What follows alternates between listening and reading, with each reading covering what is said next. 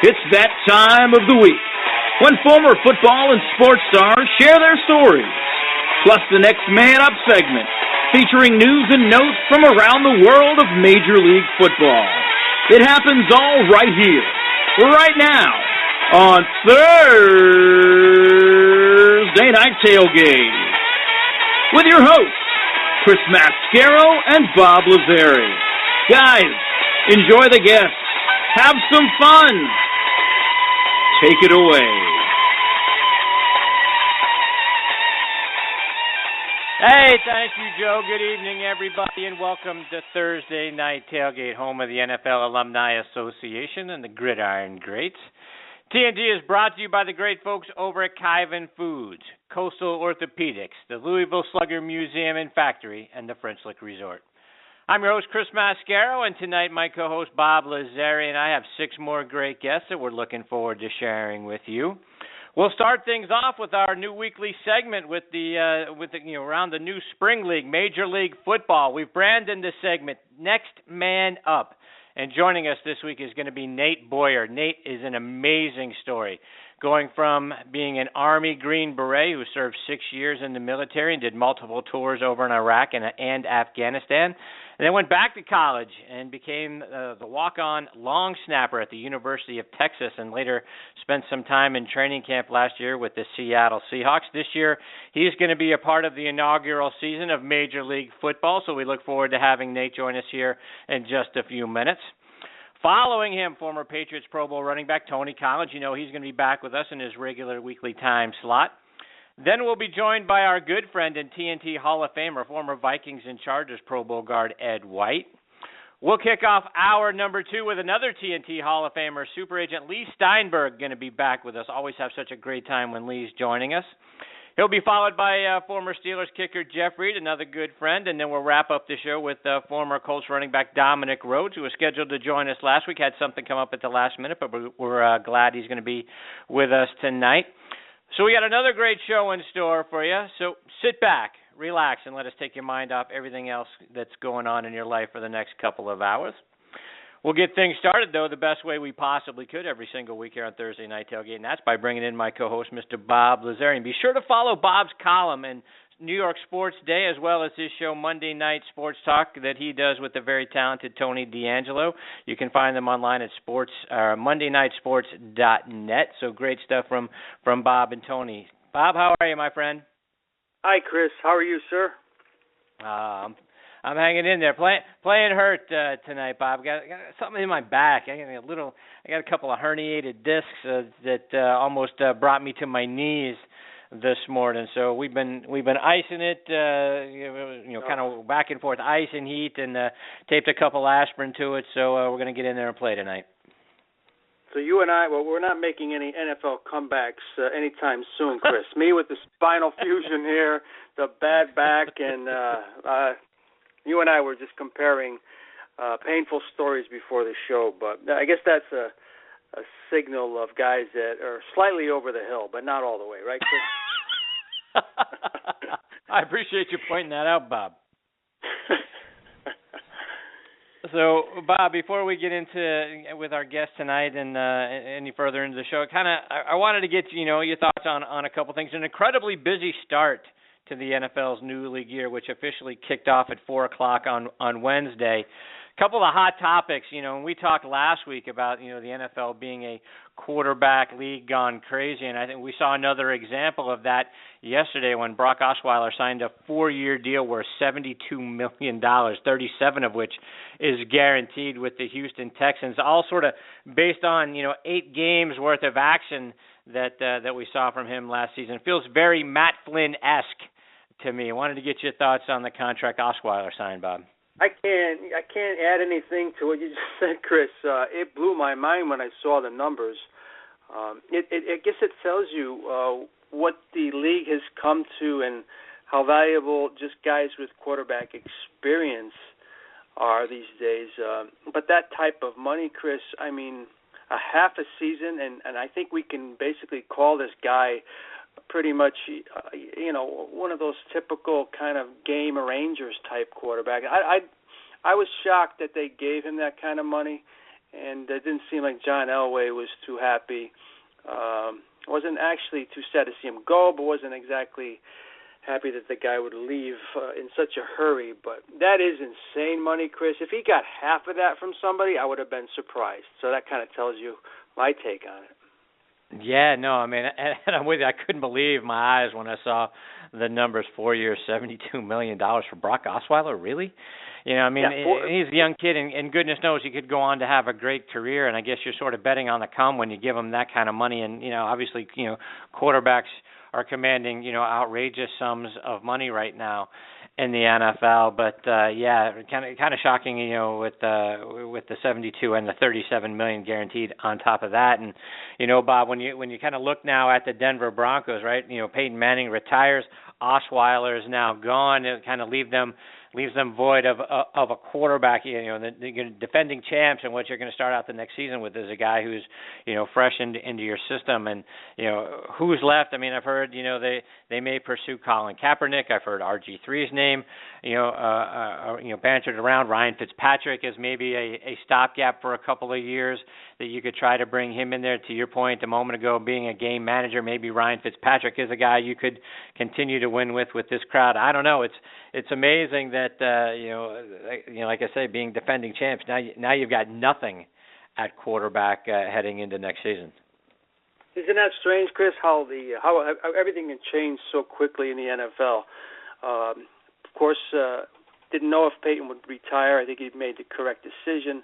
But you would assume Osweiler with the experience, and they might offer him decent money. I think you and I agree. If he had signed somewhere, Chris, for about 4 years, $35, $36 million, we say, my goodness, $9 million a year, and he just capitalized on those 8 games he was able to play. But he got twice that money. It's mind-boggling, and I don't know. They're in a strange position, Chris, because they're not the type of team that was totally built around a quarterback like an RG3 or a Kaepernick. You know, they would be probably, if a guy like Fitzpatrick came right now, they probably wouldn't lose too much, because that's more of a type of a quarterback that Manning was, I believe. But if you get a Kaepernick or RG3 here, Chris, you got to totally change the offense, and they're not about to change the coach or offensive coordinator. So, it is a very bizarre situation in Denver now. If they're going to go draft-wise, Kaepernick and RG3 don't really impress me too much as they once did. So I don't know. I'm really interested to see where they go with this. And Bob, one of the other things I find pretty interesting that we've seen here now over the last couple of days is sort of the Chip Kelly era purging going on in Philadelphia. Yesterday, the on-again, off-again trade of cornerback Byron Maxwell and linebacker Kiko Alonso to the Dolphins did go down. The Dolphins get Maxwell and Alonso and the 13th overall pick in exchange for the Dolphins' 8th overall pick. They also trade DeMarco Murray away to the Titans for nothing more than swapping picks in the 4th round, so that the Titans move down from the 2nd pick in the 4th round to the 15th pick, and they also get Murray as well. This almost feels personal to me, Bob, with Eagles GM and VP of football operations Howie Roseman. Like he's not only saying to Chip Kelly, get out, but also everyone Chip brought into the organization, all of you, out of the pool, right? And for nothing more than moving up a few spots in the 1st and the 4th rounds. I don't know. What do you think, Bob? Yeah, I totally agree. It's almost as if the Chip Kelly, once the NFL caught on to the quick offense, that became a little old. And then, of course, the players didn't produce like they thought they would. That got old quick. It's almost as if you want to just clean house, new coach, new players, everything. And you don't even want to be reminded of a year or two before. That's the kind of thing. And I just think it's interesting, Tennessee, with Mariota now, and now a guy like Murray, if he will get his swagger back and be the 1,500-yard guy in a more of a ground game there. It'll be nice to see him get back on track. As tough as he was, I think he did have 700-800 yards and led the Eagles in rushing last year, but he needed to get out of there. And even with the new coach, he wanted out, Chris. Yeah, no, I think I think for DeMarco Murray, I'm sure he's dancing a jig right about now, thanking everybody for getting him out of there and into a new environment and probably a better situation. You're right, with Mariota there, and I think they'll have a little more focus on the ground game, and he'll be the guy. And I just think from a personality perspective, he wasn't a fit there. I think we all said that way back when last year. Him going there just didn't seem like it seemed like all he was doing at that time was sticking it in the eye of the Cowboys to go to a division rival based on how they were treating him, and it became a disaster all the way around. And now I think he's certainly in a much better situation. We'll see how he does with the Titans next season.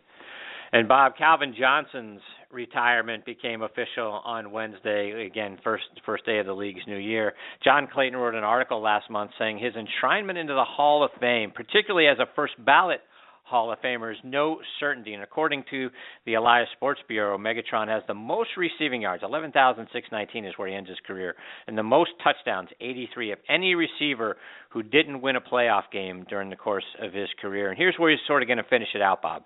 He's 43rd in career receptions, 27th in career receiving yards, 22nd in career touchdowns, and 121st in yards per reception. And he went to six straight Pro Bowls, 2010 to 2015, Pro Bowl every season.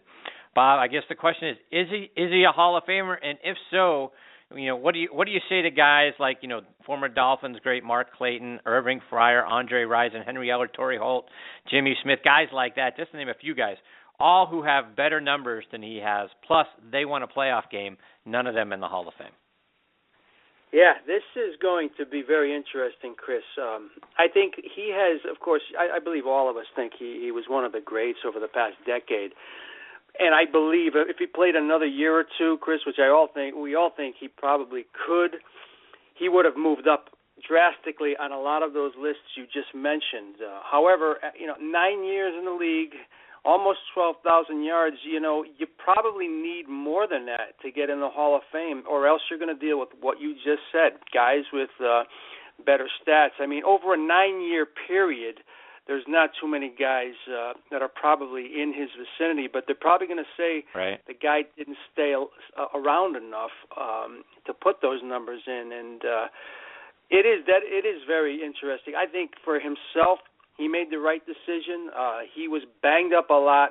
The other teams, they designed their defense on banging him around as big as he is. I don't know how important it is to him. I'm sure it is important, Chris, but this guy said, look, I have enough money and I have my health, and I think I made my mark. And all three of those things are correct. We'll see if the Hall of Fame jives with that. Yeah, it's going to be interesting, Bob. Do you equate this? So many people are looking back, obviously, because he was a Detroit Lion, to the Barry Sanders situation, right? Sanders got out, I think, moreover, based on a disagreement and bad feelings between he and the Lions organization at the time. But the comparison is going to be there, right? Megatron, a great wide receiver.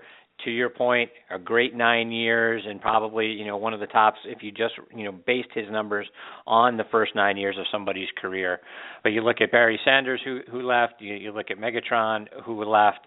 Is this an indictment on the Detroit Lions as an organization for a team that just can't seem to put it together, get over the hump, and make consistent playoff runs?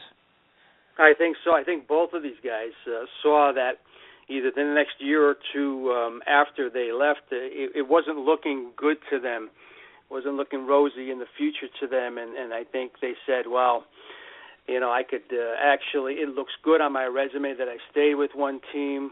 We're not really going anywhere, and I have my health. And I think that's the way both of them looked at it, Chris. I mean, you're talking a difference, though. Sanders was a no-brainer. I mean, that guy's numbers were just ridiculous, and anyone that ever watched him play, in back of not a good offensive line. We have to remember that, too. And right. So the Lions, one of my better friends is a major Detroit fan, Tigers and Lions, and he's been going crazy these last few years and getting very frustrated, and I think a lot of what you said is true. All right, we'll talk more about that later. Maybe we get some thoughts from Tony Collins on this as well when Tony joins us here just a little bit later in this half hour. All right, everyone, like we do every week here on Thursday Night Tailgate, we want to send out a big hello and an even bigger thank you to our military personnel listening in around the world on the Armed Forces Radio Network. First, to our military personnel, thank all of you for listening and for doing what you do to protect all of us. We appreciate you all so very much.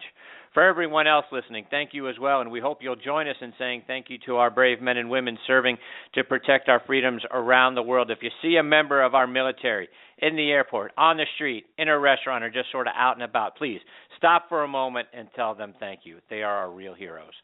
We also want to thank our veterans for your service and the sacrifices that you and your families have made for us. Big thank you as well to Sean Cruz and the wonderful folks over at the Armed Forces Radio Network. It is such an honor for us to have Thursday Night Tailgate be a part of your network. You can find us by going to armedforcesradionetwork.org.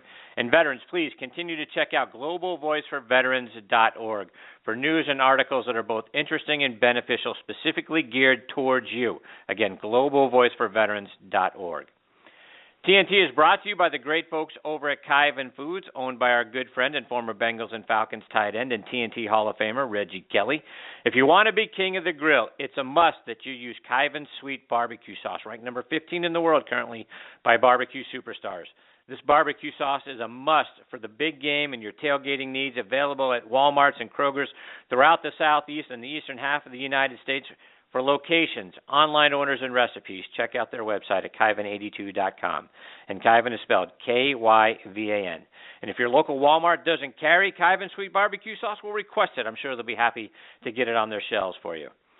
TNT is also sponsored by Dr. Peter Candelora and the great folks over at Coastal Orthopedics. Folks, if you're like Bob and I tonight, and it hurts when you get out of bed or moving around, and you're simply tired of living with joint pain, stop and do what the Gridiron Greats do to get relief, and that's contact Coastal Orthopedics. For more information, check them out online at bone-dr.com.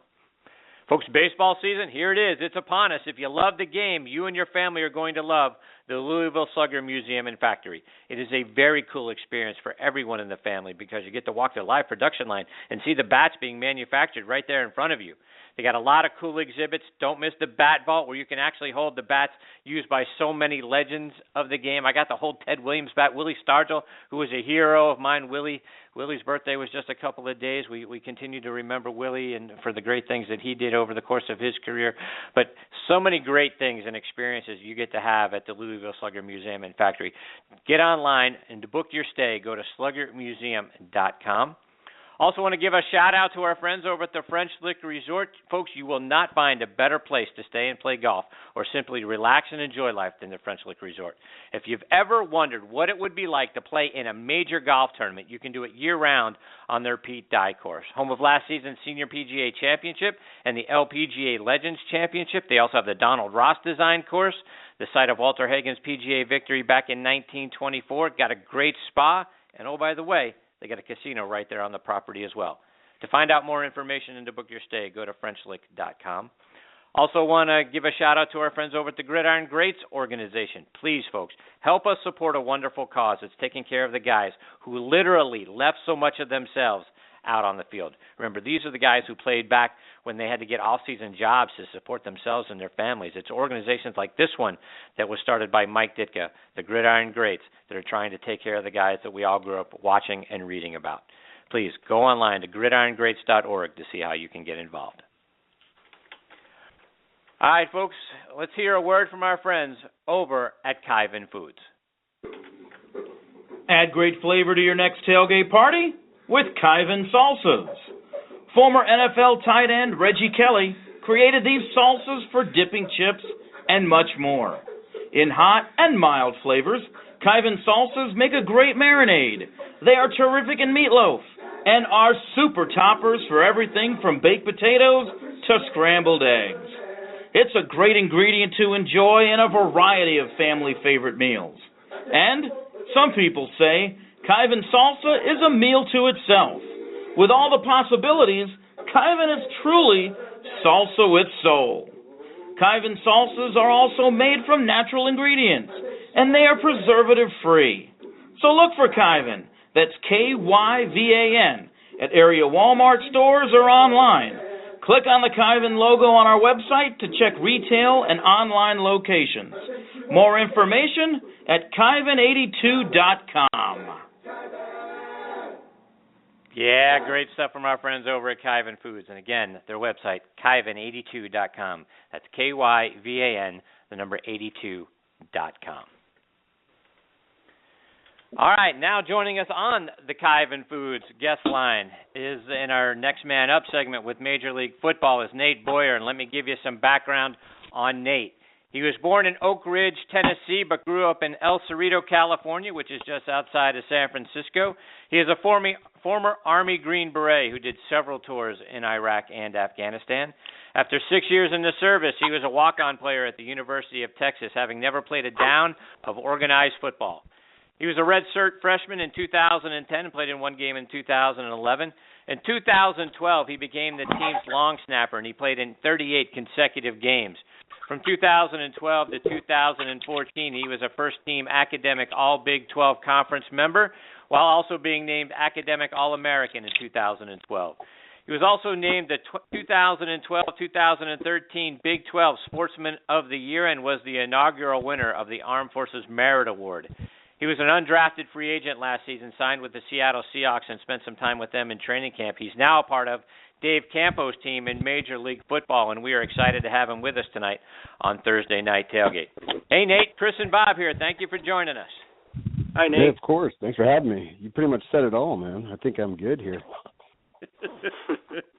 So, Nate, I want to start with your service to our country as a Green Beret in the Army. Talk about what inspired you to become a Green Beret. Man, it was a mixture of things, but I think the number one thing people don't realize, obviously 9/11 had a huge effect on me, and I think it did a lot of people I know it did a lot of people in this country, but for me, I went over and did some relief work in the Darfur back in 2004, and, my time there just really, not only did I gain my patriotism and just appreciation for everything that we have here, but, also I kind of found those people, a lot of those people in the developing world that they need good people fighting for them, I felt like they were worth fighting for. And so that's why not only did I want to join the Army, but I wanted to be in the Special Forces because of the work we do with the, indigenous people of wherever country we go to. Everything we do is by, with, and through local nationals. And so that was important to me. And that's what really inspired me, I think, more than anything. And Nate, even after you left active duty and went on to the University of Texas, you continued to serve in the National Guard, right?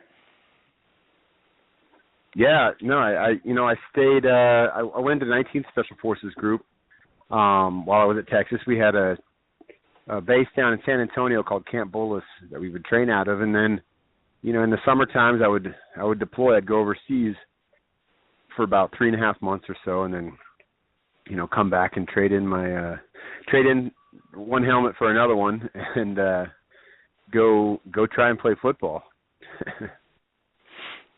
So, and Nate, curious, as a kid who, you're from Tennessee, you grew up outside of San Francisco, you chose to walk on at the University of Texas. Why Texas? Well, at that point, I had just become the type of person that I wanted to do everything at an elite level. If I was going to try something, it was going to be the best. You know what I mean? And being in the Army, I didn't want to just be in the Army. There's nothing wrong with just being in the Army, but I wanted to be in the Special Forces. I wanted to work alongside the best. And that's sort of what pushed me in that direction to try to go to school at Texas. I tried to play football at Texas too. And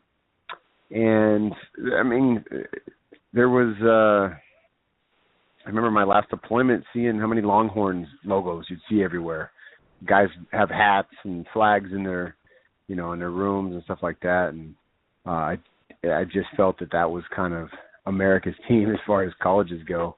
Obviously, a lot of people will disagree with that, but there's more soldiers from Texas than anywhere else. You know what I mean? And so I think that was a big part of it too. I know that was a big part of it too, but just the, that's one of those staples of football. Texas Longhorns. It's just, when you think college football, that's one of the teams that's always in the conversation, even when we're kind of down, which we are right now. We're not a great team right now, but still, it's still Texas. Bob, questions for Nate?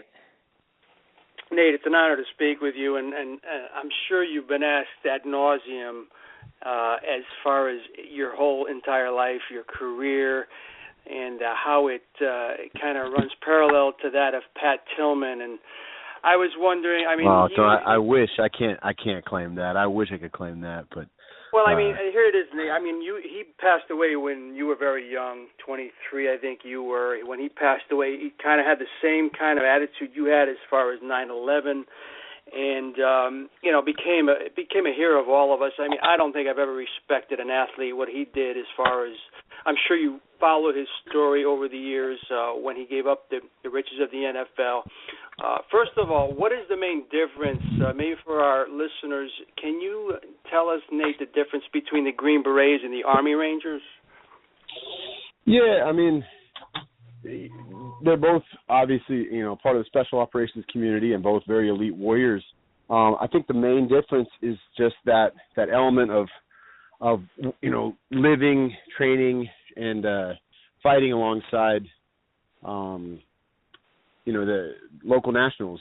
I mean, guerrilla warfare is something that we kind of pride ourselves on, unconventional warfare. Anymore, with a lot of these specialized units, that line is blurring more and more. So there's becoming a lot more, even in Ranger Battalion, it's becoming a lot. The mission set is very similar to what Special Forces does. And I think the reason for that is a lot of the successes we've had, as Green Beret units. We go in with a small 10 to 12 man team, and in some cases you effectively build an army in a way. Those first horse soldiers going into Afghanistan back in 2001, right after 9/11, were Special Forces. And then typically, a Ranger Battalion, it's a much larger unit. Not as a whole, just each component, each squad. When they go, will secure an airfield or raid an entire city or village or whatever. I mean, it's a larger unit. They're much more focused on kicking doors down, and there is an element of that kind of humanitarian mission in the Special Forces sector that I guess a lot of people don't realize. But I mean, it's a different type of humanitarian mission. We're definitely not the Peace Corps, but it's there's that element of hearts and minds and really, like I said, living, working, and fighting alongside the people in those countries that you deploy to. And Nate, putting aside the politics, et cetera, that surrounded Tillman's death and all that, when you hear his name and think about his legacy, I mean, it must really make you proud of what you've gone through, what he did, and to me, he is the ultimate definition of a hero. We hear that word so often in society; it's so overused, but that guy was the real deal. And that's just the fact that you said that right there. I think the reason that is probably true is that he would hate that word. You know what I mean? He would hate it. He would be like, "Oh, come on, I'm not that. That's not what I am." It was just a guy that, felt like he hadn't earned his place out here, and I feel the same way. That we're blessed to have so much, and we're born with such an amazing opportunity in this country. Or maybe you're not born here. Maybe you got here. Either way, if you're an American, you're fortunate. We are the true 1%ers of the world, and that's just the facts. And he really understood that, and he felt like he I think he has a quote of something along the lines of, I haven't really done a damn thing to earn the freedom that I have. And I mean, I feel the same way. I even feel the same way now. I feel like it's still something I think that all of us, easily take for granted too. I feel it sometimes, just even as a soldier, a veteran, whatever. I get back here and it's comfortable, it's easy, everything's nice, and the problems we have here are not real problems, not compared to some of these other places in the developing world. But it's so easy to get sucked back in when you're back here, and I think he was somebody who, and he hadn't even served yet, but he already kind of knew that he didn't belong here. He sort of felt like he belonged over there, fighting for what we have here, if that makes sense. Mm-hmm. So, Nate, now you're a part of Dave Campo's team in Major League Football. What made you give the new Spring League a try? Well, I had an amazing opportunity last year in training camp with the Seahawks, and I didn't even think when I was playing college ball, I didn't think that would even be a possibility just because of my age and size and everything. But, I got a shot, and it kind of – now I just don't want to let that dream die until I stop getting calls, till the phone stops ringing. So, yeah, I was thrilled to be drafted by Coach Campo in Major League Football, and just to have another shot. We'll be done with the season before training camp starts in the NFL, and who knows. So this is just a great opportunity to keep playing. I mean, anytime you're getting paid to play a sport that you love, doesn't matter how much it is. You don't have a right to complain, really, I don't think. I mean, why not, I guess, is probably the best answer to that question. And to the point you made a moment ago, Nate, what are you looking forward to, getting out of this season and then longer term beyond that? Oh, well, just an enjoyable experience. I'm definitely looking forward to that. I mean, it's going to be fun. There's a lot, obviously, less pressure than it's not the NFL, and also it's it's not even. I think as far as like how many fans will be there, and that like we have to win this game kind of thing. I mean, not that you don't want to win, but I think it'll be a lot more about just getting better and developing as players and coaches too. And just especially cool to be part of the inaugural season. You know what I mean? The first season for this, because I think what's different about this league from a lot of the other ones is they're not trying to compete with the NFL. They understand like the NFL is it's a monopoly. I mean, you're not gonna compete with that league right now. At least I don't think in that sport. But why would you not want to augment them in some way? And also continue to play football in the spring. We got this off season here when people they still crave it. Everyone, as soon as the last game is played, in February, it's like everyone goes through these withdrawals, and this is right. It's a cool. I know even people love to watch the spring games. Those college spring games are like right. they're on national TV, and it's like a practice, and people watch them. So this is just an opportunity for people to keep watching the game, and a lot of them, these people will recognize a lot of these players from being their college players that they follow. For instance, I'm going to be at a team that's out in Little Rock, and so there's going to be a lot of players that played for the University of Arkansas, and I mean that's really cool. A lot of those local fans will be able to see those guys they followed just a couple years ago in college, and maybe this will lead those guys to the next step.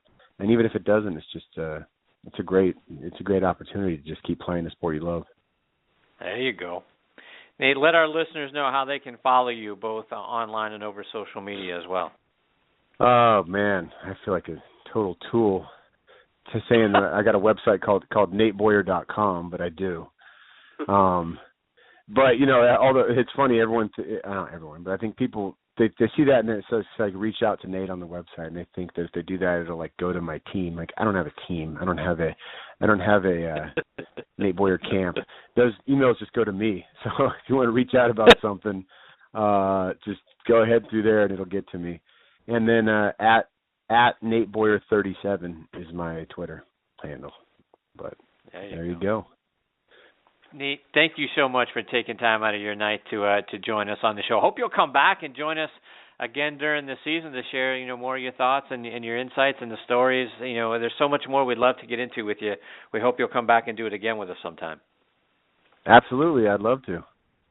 Thank you. All right. Appreciate you guys. And you said you guys have this is through the Armed Forces Network as well, correct? Correct.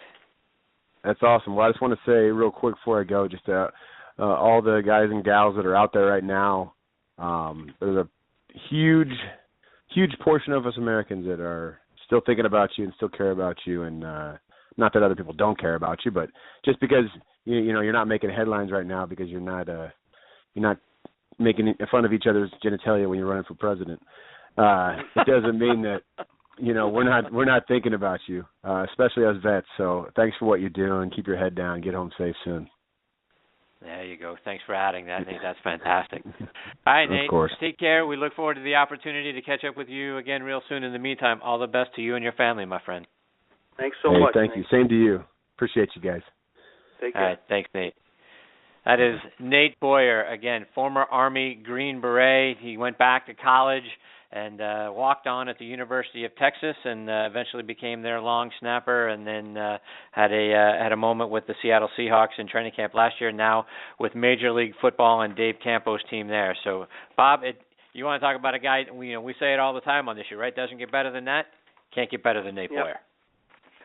He is beyond modest, Chris. So I'll toot his horn a little bit. I mean, the Green Berets, Chris, this isn't like joining your local glee club, This is some serious business what he and guys like Pat Tillman undertook in the Army, and 6 years of service, honorable discharge, and you could see it in his voice how they don't want to take the credit, how they think there's much more work to be done, how they think they owe their country. I mean, this is a special type of individual, and these are the kind of guys that we like to give the props to. My goodness, I was getting chills just speaking with him, Chris, just reading his resume and everything, and my goodness, that's the type of that is what I call a hero. We overuse it, like I said, in every sport. I don't even think it should be as a sport term. Because guys like him are the true guys that have really let us remain free. I think you would agree with that. Yeah, there's no question. And we say it, at the top of, every week on the show, right? It's our military personnel. Those guys are the true heroes out there. Our sports idols and whatnot are, we're fans of them. But you want to talk about, people that are heroes? Yeah, it's the members of our military and guys like Nate Boyer. All right, we've got our next guest, Tony Collins, on the line. We're going to get to Tony right on the other side of this station identification. Hey, guys. This is Dr. Jen Welter of the Texas Revolution and Team USA, and you're listening to Thursday Night Tailgate with my good friends, Chris-Mascaro and Bob-Lazzari on the Armed Forces Radio Network. And now back with us on the Kyvan Foods guest line in his weekly time slot is former Patriots Pro Bowl running back Tony Collins. Hey, Tony, how are you this week, my friend? I'm doing fantastic, guys. How you guys doing? Excellent. Really well, thank you, Tony. So, Tony, I want to take you in the Wayback Machine to start off this week by going back to your time in high school. And as I was reading about, your background in high school, you actually were a split end and a linebacker back then, right? No, I was a running back and a linebacker, never a split end. All right. Never. I don't know how that came up, but the crazy thing about it, instead of me being all state for running back, I was all state for linebacker. Is that right? So, and in that vein, Tony, playing at that level. In the linebacking position, what made you switch, or who decided to make the switch to you from defense to offense and be a full-time running back? Well, the thing was, I'm from a really small school, so we played both ways. So I played running back and I played linebacker. We in our conference in the state, they had like two really good running backs that were from the Rochester area, where there are more schools, bigger schools, and those two guys got that nudge, and I was kind of left out, so I think they just felt sorry for me and gave me the linebacker position. I mean, I was a decent linebacker. I made a few tackles, but my thing was running the ball. I ran a few kicks back in high school. Kickoff returns back in high school as well. So we actually my senior year we had we're undefeated small school, number one small school in the state, undefeated, and the crazy thing about it, we had a fantastic team. I don't know if I ever mentioned this before, but we had two guys from my team, myself and another guy named Chris Chrissy. We both got drafted by the New England Patriots. I got drafted in the second round, and Chris got drafted in the 12th round. I tell the story all the time to kids about how your words have power. And I'm from a family of 15. I'm from a family of 16, and I'm number 15.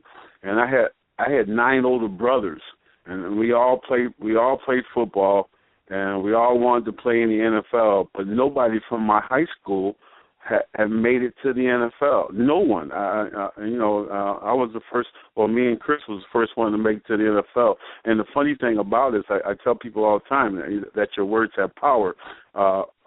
My senior year, we're sitting on the bench. Me and Chris Chrissy, and I look over to Chris. My goal ever since I was 9 years old was to play in the NFL, and I was just so positive that I was going to make it to the NFL. And so we're sitting on the bench, and I look over to Chris, and I said, Chris, you got to get the picture now because nobody from my high school has ever made it. So I look over to Chris. I said, Chris, man, wouldn't it be cool if both of us made it to the NFL night before a game my senior year in high school? And I can't remember what Chris said. I go off to East Carolina. Chris goes off to Princeton. 4 years later, I get drafted by the New England Patriots in the second round, and Chris gets drafted by the New England Patriots in the 12th round. The words have power, right? I mean, it was pretty cool. No kidding. Yeah, that is a very cool story. Yeah. Bob, questions for Tony? No, finish your thought, Tony. Yeah, go ahead, Tony. Yeah, I tell this story all the time, about dreaming big to kids. One of the things that you can't tell your big dreams to people with small minds, and so because they just won't understand.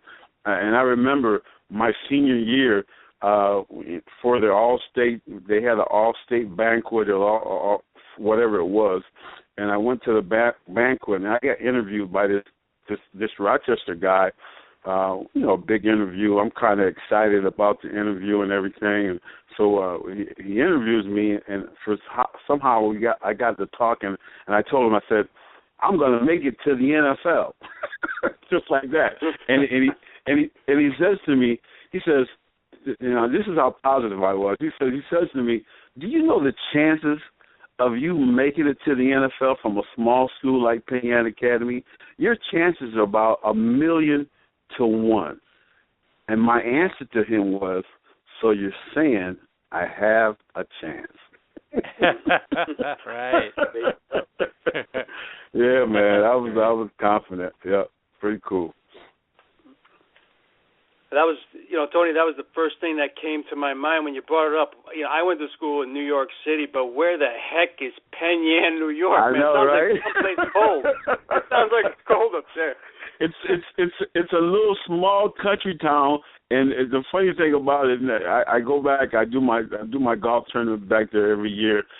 They have Amish. When you go through the town, you got to watch out for the horse and buggy, man. I'm telling you, it's way out there, but it's a beautiful town. It's on a lake. Man, I didn't know how beautiful it was. So I actually since I got older, and I went back because we growing up, we never went to the lake. We never had boats to go out on the lake or anything like that. So the only time we went to the lake was to go swimming at the park. But most of my time I was on the football field anyway. So didn't realize how beautiful my little town was, and until I went back and started doing tournaments there. And my wife, she would always pick on me when we first met. I would tell her about Penn Yan. What in the heck is Penn Yan? And she went back with me for the first time, and she loves it, man. We go back every year now, and we get a little cottage on the lake, and it's just a beautiful, beautiful, beautiful town.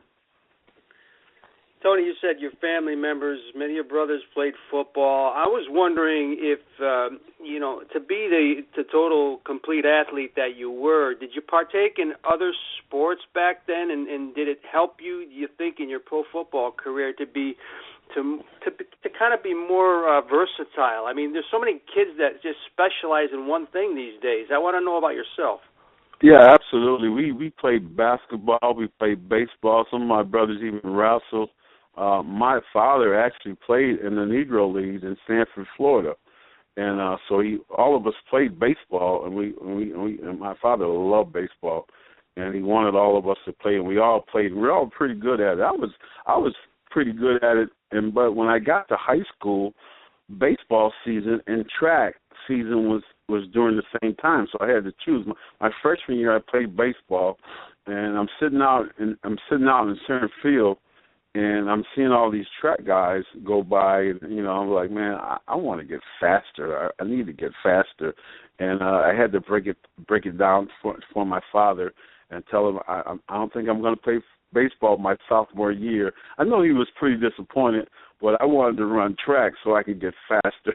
So I stopped playing baseball after my freshman year. And I tell kids all the time, play as many sports as you can because it really helps you. Wrestling is a good sport for a football player. Even basketball, you explode, you jump, and it helps you. And it definitely helps you. A lot of kids, they specialize in just one sport, and they really don't have. I had a great time, man.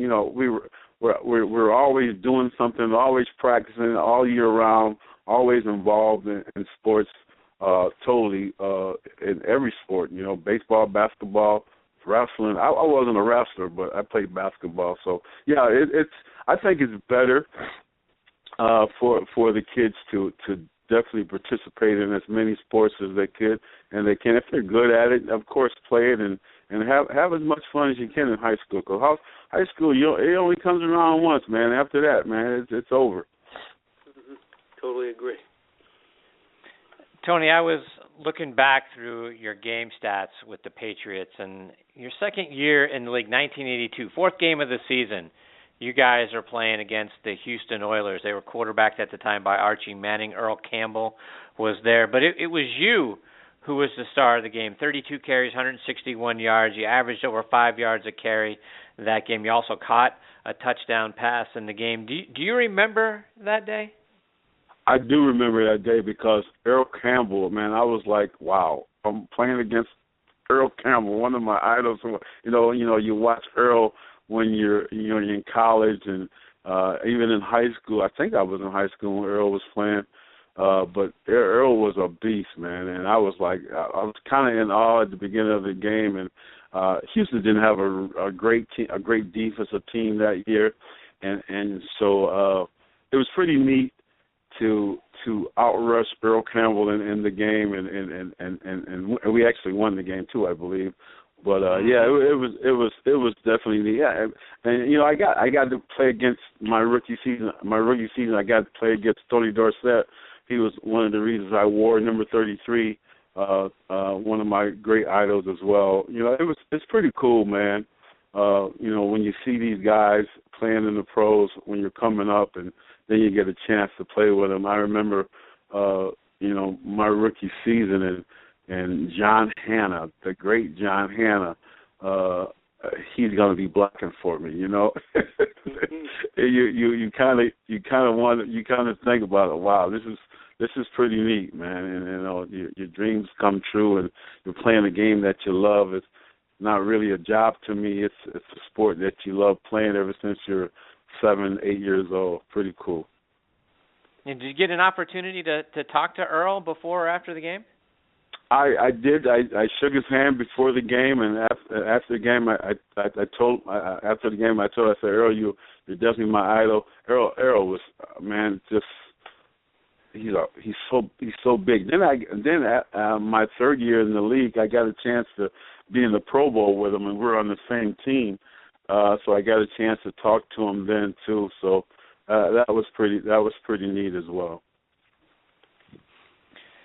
Tony, obviously one more before we let you go, but let our listeners know about what you've got coming up. I saw you're going back to, as Bob mentioned, Penn Yan, New York. Soon you're going to be talking with some fifth graders. Talk about what you're going to when you're going back and what you're going to talk to the fifth graders about. Well, we actually had the talk. We had the talk last Friday. I went up there last Friday and talked to the fifth graders, and it was about setting goals and dreaming. And it's so crazy, man. in my little small town up there, they have a heroin problem. You would never believe that something like that would be going on, drugs like that in that little small town. And I definitely, I kind of, they wanted me to come and read a portion of my book to the kids, and I kind of like didn't read the book. I told my whole story. I told my whole story to them, and oh man, it went very good. The kids asked questions at the end, and it was really neat. Going back to my old elementary school and talking to those kids and seeing their reaction when I was telling my story, and them understanding they need to set goals and you got to make good choices. I don't know if I mentioned these 4 principles that I live on. The first principle is that your words have power. And you want to speak positive words all the time, because positive words equals positive results. And the second one is the law of attraction. What you think about the most will come to you. Albert Einstein says everything that we achieve or fail to achieve is a direct result of our thoughts. So it's so important that we're thinking good thoughts and we're thinking the right things. See, the law of attraction is what you think about the most will come to you. So a lot of times we think about what we don't want to happen to us instead of thinking about what we do want to happen to us.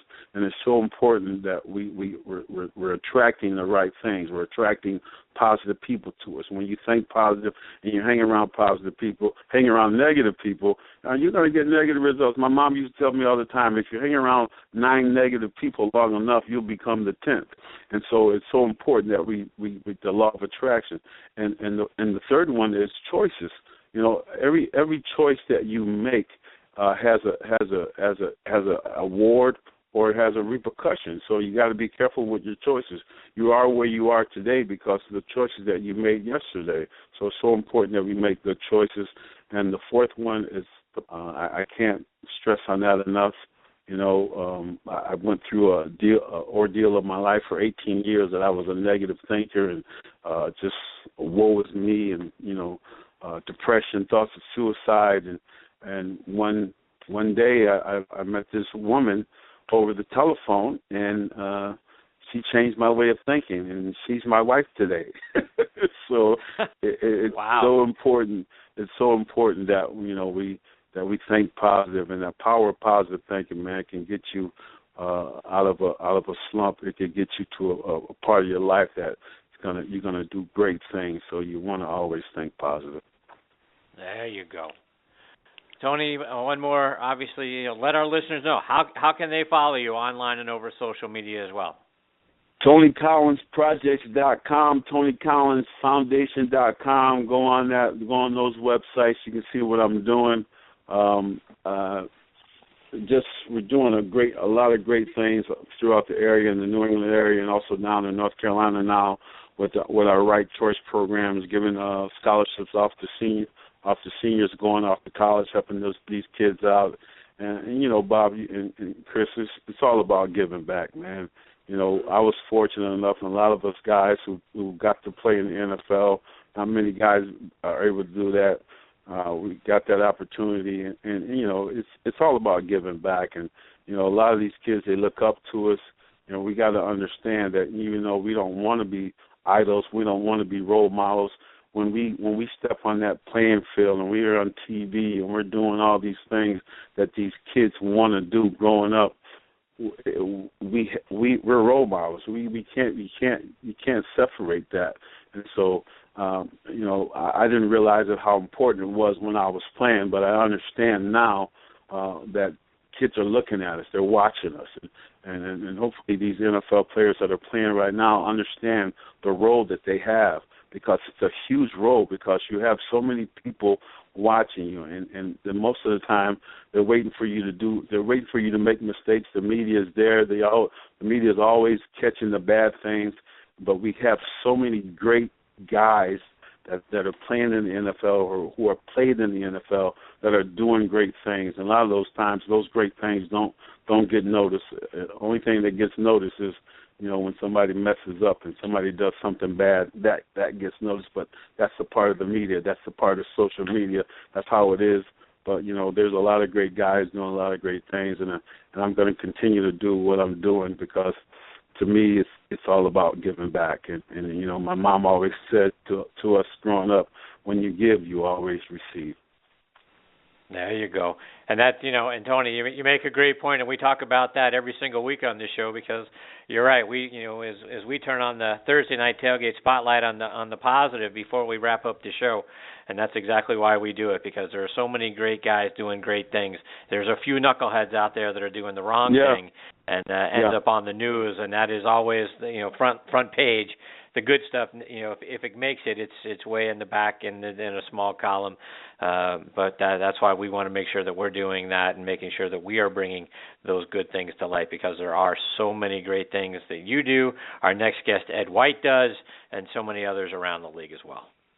And you guys do a great job, man. I'm very fortunate to be a part of what you guys are doing, and I thank you guys for having me on every week, man, because it's great, man, because you guys have a great show and have a lot of great guests come on there. And sometimes when I come on, I catch these guys, just cut the guy that you guys were just interviewing a minute ago. Man, now that's a real hero. That's exactly right. Thank you for saying that.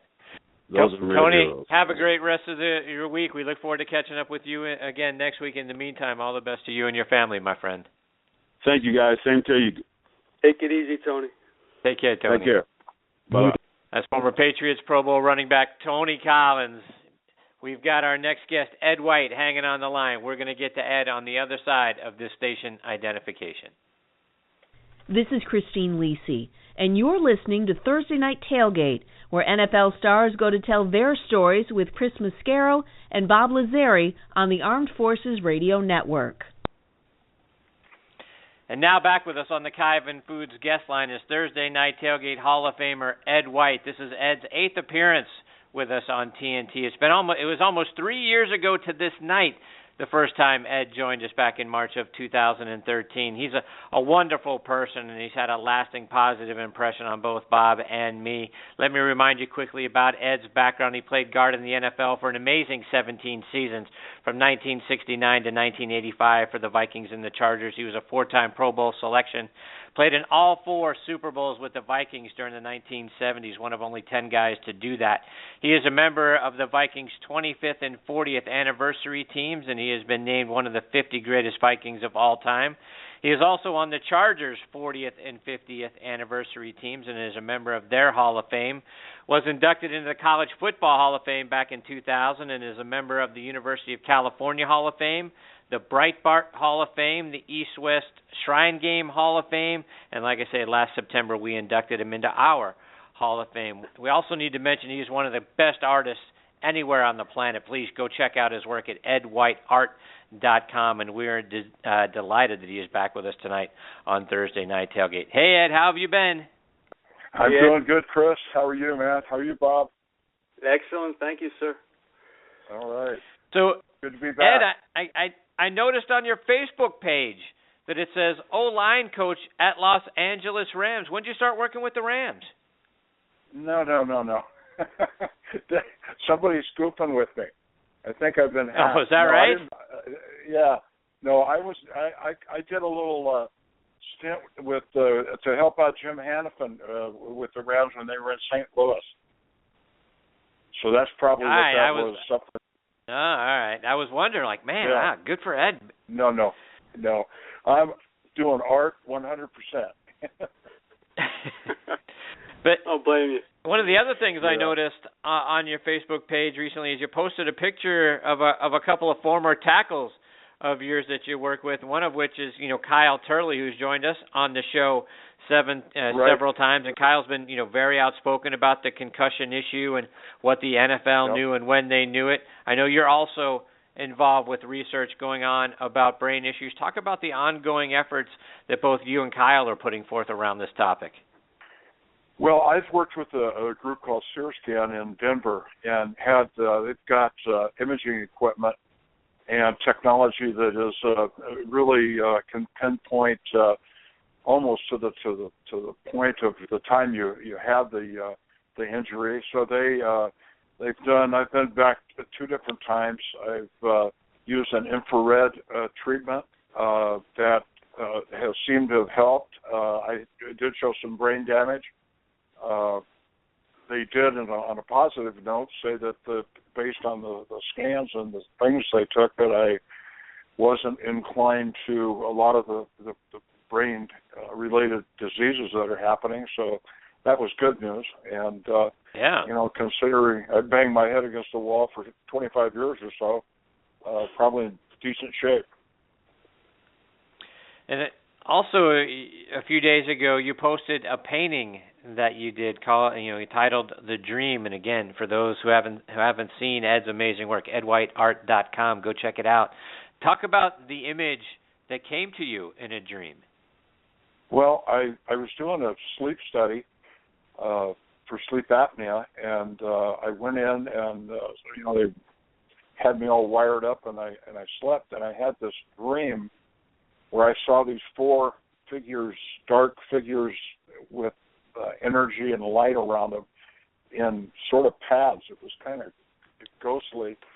And it was shortly after the time I went back to Minnesota, and we had a O-line reunion, and the majority of the guys had, different kinds of issues from Alzheimer's to Parkinson's going on to different degrees. And so that was a bit haunting to me. And, so those two came together. So it was just, my interpretation of that dream, what I saw with those figures and that energy or that light behind them. And, it was a pretty emotional piece for me. I'm getting some amazing comments. Bob, questions for Ed? Hi, Ed. It's great to speak with you, sir, again. And we mentioned in the past, Ed, your longevity and the 17 years as a lineman, which continues to blow my mind every time I read your stats and all. But, I always wonder that, we could talk about, how the accumulation of injuries kind of makes your whole body sore when you get to our age and above and everything. But after a typical game you played, Ed, what was hurting you the most when you were in the locker room afterward? Whoa. Well, that's a good question. Probably just the exhaustion was the biggest thing that I recall. And, occasionally you would, one time we played the Raiders, and it was a muddy game, and one of the DBs had steel or spikes of, I think it was aluminum. They were cylinders, round, and they were like razor blades, and it cut me down to the bone just below my knee on the side of the leg. And it was just, that's one example. But, that was a horrific example, but there were all kinds of things, from a broken rib to cartilage to, an owie, and you get one, and it may hurt, for a week before you get one that hurts worse again and takes your mind off it. So it just, it's pretty much a constant one thing and then another thing kind of place. You kind of, it's like a car race, and one pain is greater than the next, and all of a sudden you're holding your head or your elbow or something. So it just goes from one to the other. And, I was just blessed with big bones and a strong body and didn't step in a lot of holes, I guess. I think my running style, much like a goose, which was my nickname in college, I didn't pick my feet up too much, and my feet moved pretty quick, so they were always always moving, never just in contact with the ground. And I think that played a role in me in my not getting too many leg injuries until later in my career. About my 15th year, I got my first knee, and it was just I guess Mom would tell us if we got hurt and cried, we'd have to come in. We couldn't play football anymore out in the street, so I just played through the pain at a young age. I was going to reference that. Many guys from your era we have on the show, I'd say the same thing. It's pretty much a lot different today. You'll see the injury list. This guy out groin, this guy out turf toe, et cetera, et cetera. Back then, basically, if you could walk to the stadium, you were in the lineup, correct? Exactly. I was with Howard Mudd. We were hunting pheasant in Montana with Mike Tillman, and I asked Howard about that. I said, I was listening to Monday Night Football, and they had the fifth on. It was about the fifth game of the year, and it was like they were 3 deep at every position in the O-line. I said, what's going on? I said, the Chargers are completely out of linemen, and it seems to be an epidemic. He said, and I think he's right. I've asked a lot of people, but this is as close to a good answer, that the players have negotiated so well their contracts that they don't get enough. They're not in hitting condition. They don't hardly hit. And so when they hit, and they're stealth bombers now, they lift, they run, they do all those things. But they don't have a lot of time to work on their techniques and their hitting condition. And he said that's what it is. And I kind of believe him. Ed, one of the guys you blocked for so many years in Minnesota was Chuck Foreman, a guy who doesn't, get the amount of recognition, I believe, that he deserves, because from 1973 to 1978, there weren't many running backs in the league any better than Chuck. Talk about what it was like playing alongside him. Well, Chuck was he's one of those guys that you just knew was going to give 100% every minute he was out there, and he had so much talent that, if you could, make your block, and even if you didn't make a great block, Chuck had the ability to run either by them, make a move and avoid them, or run through them. He could do all three, and that's what made him so fantastic. And I agree with Chuck's one of those guys. He's as good as anybody that's ever ran the football. We're talking with former Vikings and Chargers Pro Bowl guard Ed White here on Thursday Night Tailgate. And Ed, a couple more before we let you go.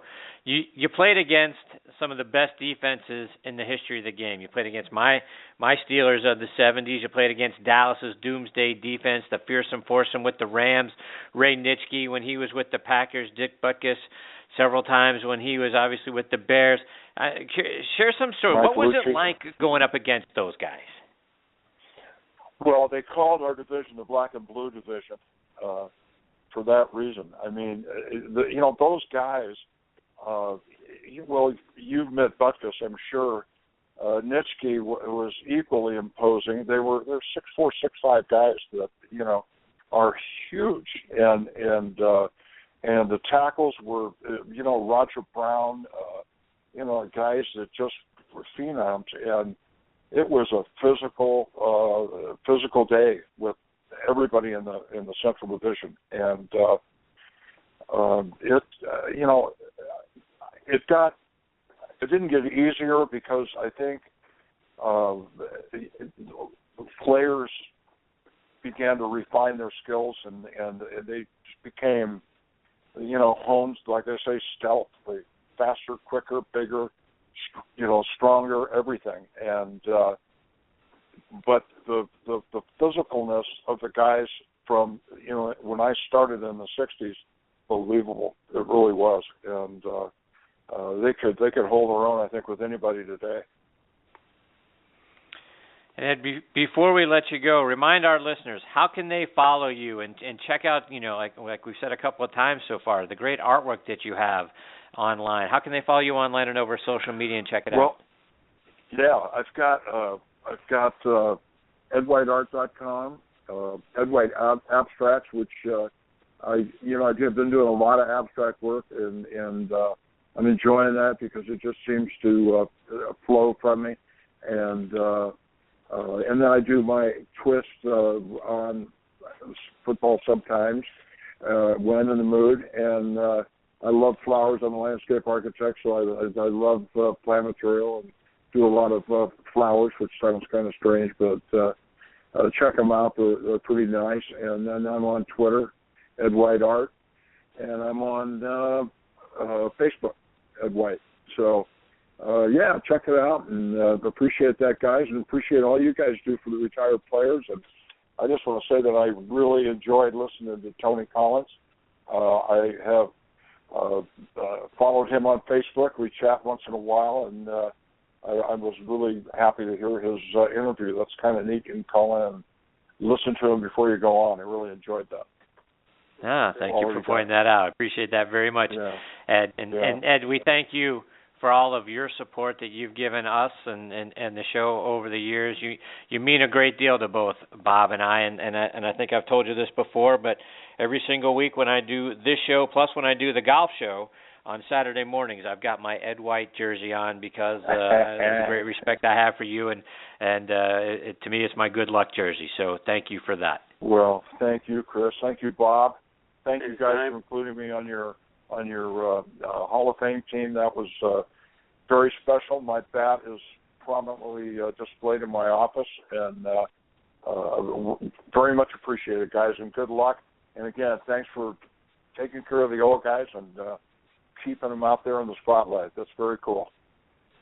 We appreciate that very much. Ed, take care. We look forward to hopefully getting you to come back on the show soon. In between now and then, all the best to you and your family, my friend. We'll be in touch. Thanks. Take care. Okay, guys. Thanks. Bye. That is former Vikings and Chargers Pro Bowl guard and should be Hall of Famer Ed White from the great Vikings teams, and a guy that's been overlooked for far too long by the Pro Football Hall of Fame. He had Ron Yeri in the Hall of Fame, and now Mick Tingelhoff in the Hall of Fame. Guys that were on either side of him. Ed White certainly belongs in the Hall of Fame as well. All right, still to come in hour number 2 of Thursday Night Tailgate, sponsored by Kaiven Foods, Coastal Orthopedics, the Louisville Slugger Museum and Factory, and the French Lick Resort. We've got Leigh Steinberg, Jeff Reed, and Dominic Rhodes yet to join us, and we're going to get to Leigh Steinberg on the other side of this station identification. Hi, this is former Rams QB Jim Everett, and you're listening to Thursday Night Tailgate, a.k.a. TNT, and it's explosive in here with my buddies, the hosts, Chris-Mascaro and bob-lazzari, and we're listening to all this on the Armed Forces Radio Network. So take it away, Ben. And now back with us on the Kaiven Foods guest line is another guy who has been great to us over the years, and we have a ton of respect for, and that's Leigh Steinberg. This is Leigh's 7th appearance with us on Thursday Night Tailgate. There isn't a bigger name, a more influential person, and a better person in the world of sports than Leigh Steinberg. He was also a member of our 2015 Hall of Fame class, and we're excited that he is back with us tonight on Thursday Night Tailgate. Good evening, Leigh. Chris and Bob here. How have you been? Hi, Chris. Hi, Bob. Just been great. And let's not forget that Ed White played college football at UC Berkeley. He was a Golden Bear, and we're proud of him, whoever attended Cal. And he's also a spectacular artist and humanitarian and a man for all seasons. And he's in my Hall of Fame. There you go. Thank you for pointing that out, Leigh. We couldn't agree with that statement anymore. So, Leigh, you recently wrote an article for Forbes magazine about the free agent frenzy, and in it you wrote that free agency is so B plus players can get A plus salaries, and we've certainly seen that. Bob and I were talking about this at the top of the show. We've seen it with Brock Osweiler, who, I'm not even sure how many of us would think he's a B plus player yet, just because the body of work isn't there for him. Only 8 games that we saw him, and we've seen it with Olivier Vernon's contract with the Giants and the amount of money he's got. Why is it that NFL owners can't seem to help themselves from handing out big dollar contracts like this? Because they're not immune to the same frenzy that occurs when you have an auction. And they only really have 2 or 3 ways to enhance their roster. One is to draft. The second is to trade, which doesn't happen as often in football as it does in baseball or basketball. And the third is this supply, which is free agency. So what happens is the real superstars of the sport get extended contracts. They never let those players get close to free agency. And if somehow that fails, then the players will get franchised or potentially transitioned. So they're never available in free agency. The next level of player who is available, what happens is this: those players at the top of the talent list, teams prioritize, and in contemporary free agency, you have a couple-day period for negotiations between agents and players. So the minute that free agency opens, the new theory for a team is make a premium offer to the player on the top of your list, make it quick, and then get him to your city and tell him take it or leave it. So they make sure they're not left out. So what happens is that we're up $12 million on the cap this year, and so there is extra money, and a team like Jacksonville is like $86 million beneath the cap. So you have a whole series of teams, including both of them in the Bay Area, who have huge amounts of room that they can fill. So they go very quickly. They sign the players the first day to premium deals, the second day to premium deals, and then it dries up. It's like a game of musical chairs, and what happens is ultimately the players towards the end of that process don't have a chair to sit in. Another way to look at it is like the Oklahoma land rush. So you have settlers who sat there at the start line. They knew the parcel they wanted. They were organized. They went for it. They locked it down. And you have other wagons that never got off the line. That's a great way to put it. And, to that end, guys that are, this weekend who aren't signed, right? As you talk about it drying up. For those guys, if you're representing one of those guys, what do you tell that player? Is it, hang in there, we'll see how it goes once, training camp opens up, or what kind of advice are you giving to somebody who's, still a free agent come Saturday? So let's start with the fact that the time to prepare for this is months ahead of it, to anticipate what team rosters will be, to know who your free agents are, to put together a priority list in terms of teams, and then I sit each player down and I ask them to do an internal inventory of what their decision points are, what the values and priorities are that they most value. So it could be short-term economic gain, the money from a bonus. It could be long-term economic security. It could be family or geographical considerations, or being on a winning team, or the quality of coaching, or obviously being a starter, or the facilities. So you take someone through that and you say, we're going to be in a very quick decision-making mode. So I want you to have thought these things through. And then you run the potential teams by them to get their reaction. So this whole thing has happened far before. And then you're in contact with those teams. And, of course, not before the 3-day period. Of course no one would ever do that. So what happens is that you're ready to go, and you're anticipating, if you have a player that's not on the top list of teams, but is a little bit below, that you're just ready to go to get into that second slot or third slot really quickly.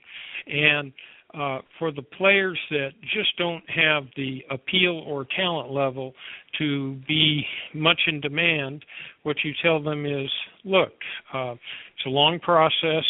Training camp doesn't start till July, and we're just going to have to be patient here, because the placement of the player in a situational, systemic game like football is the key. A player in football, well, let's put it this way, guys. If you can hit the ball in Yankee Stadium, the assumption is you can hit it in Anaheim Stadium. But you may be a great player for the New York Giants or Jets and just not fit systemically in terms of body type, skill set, system into the LA Rams.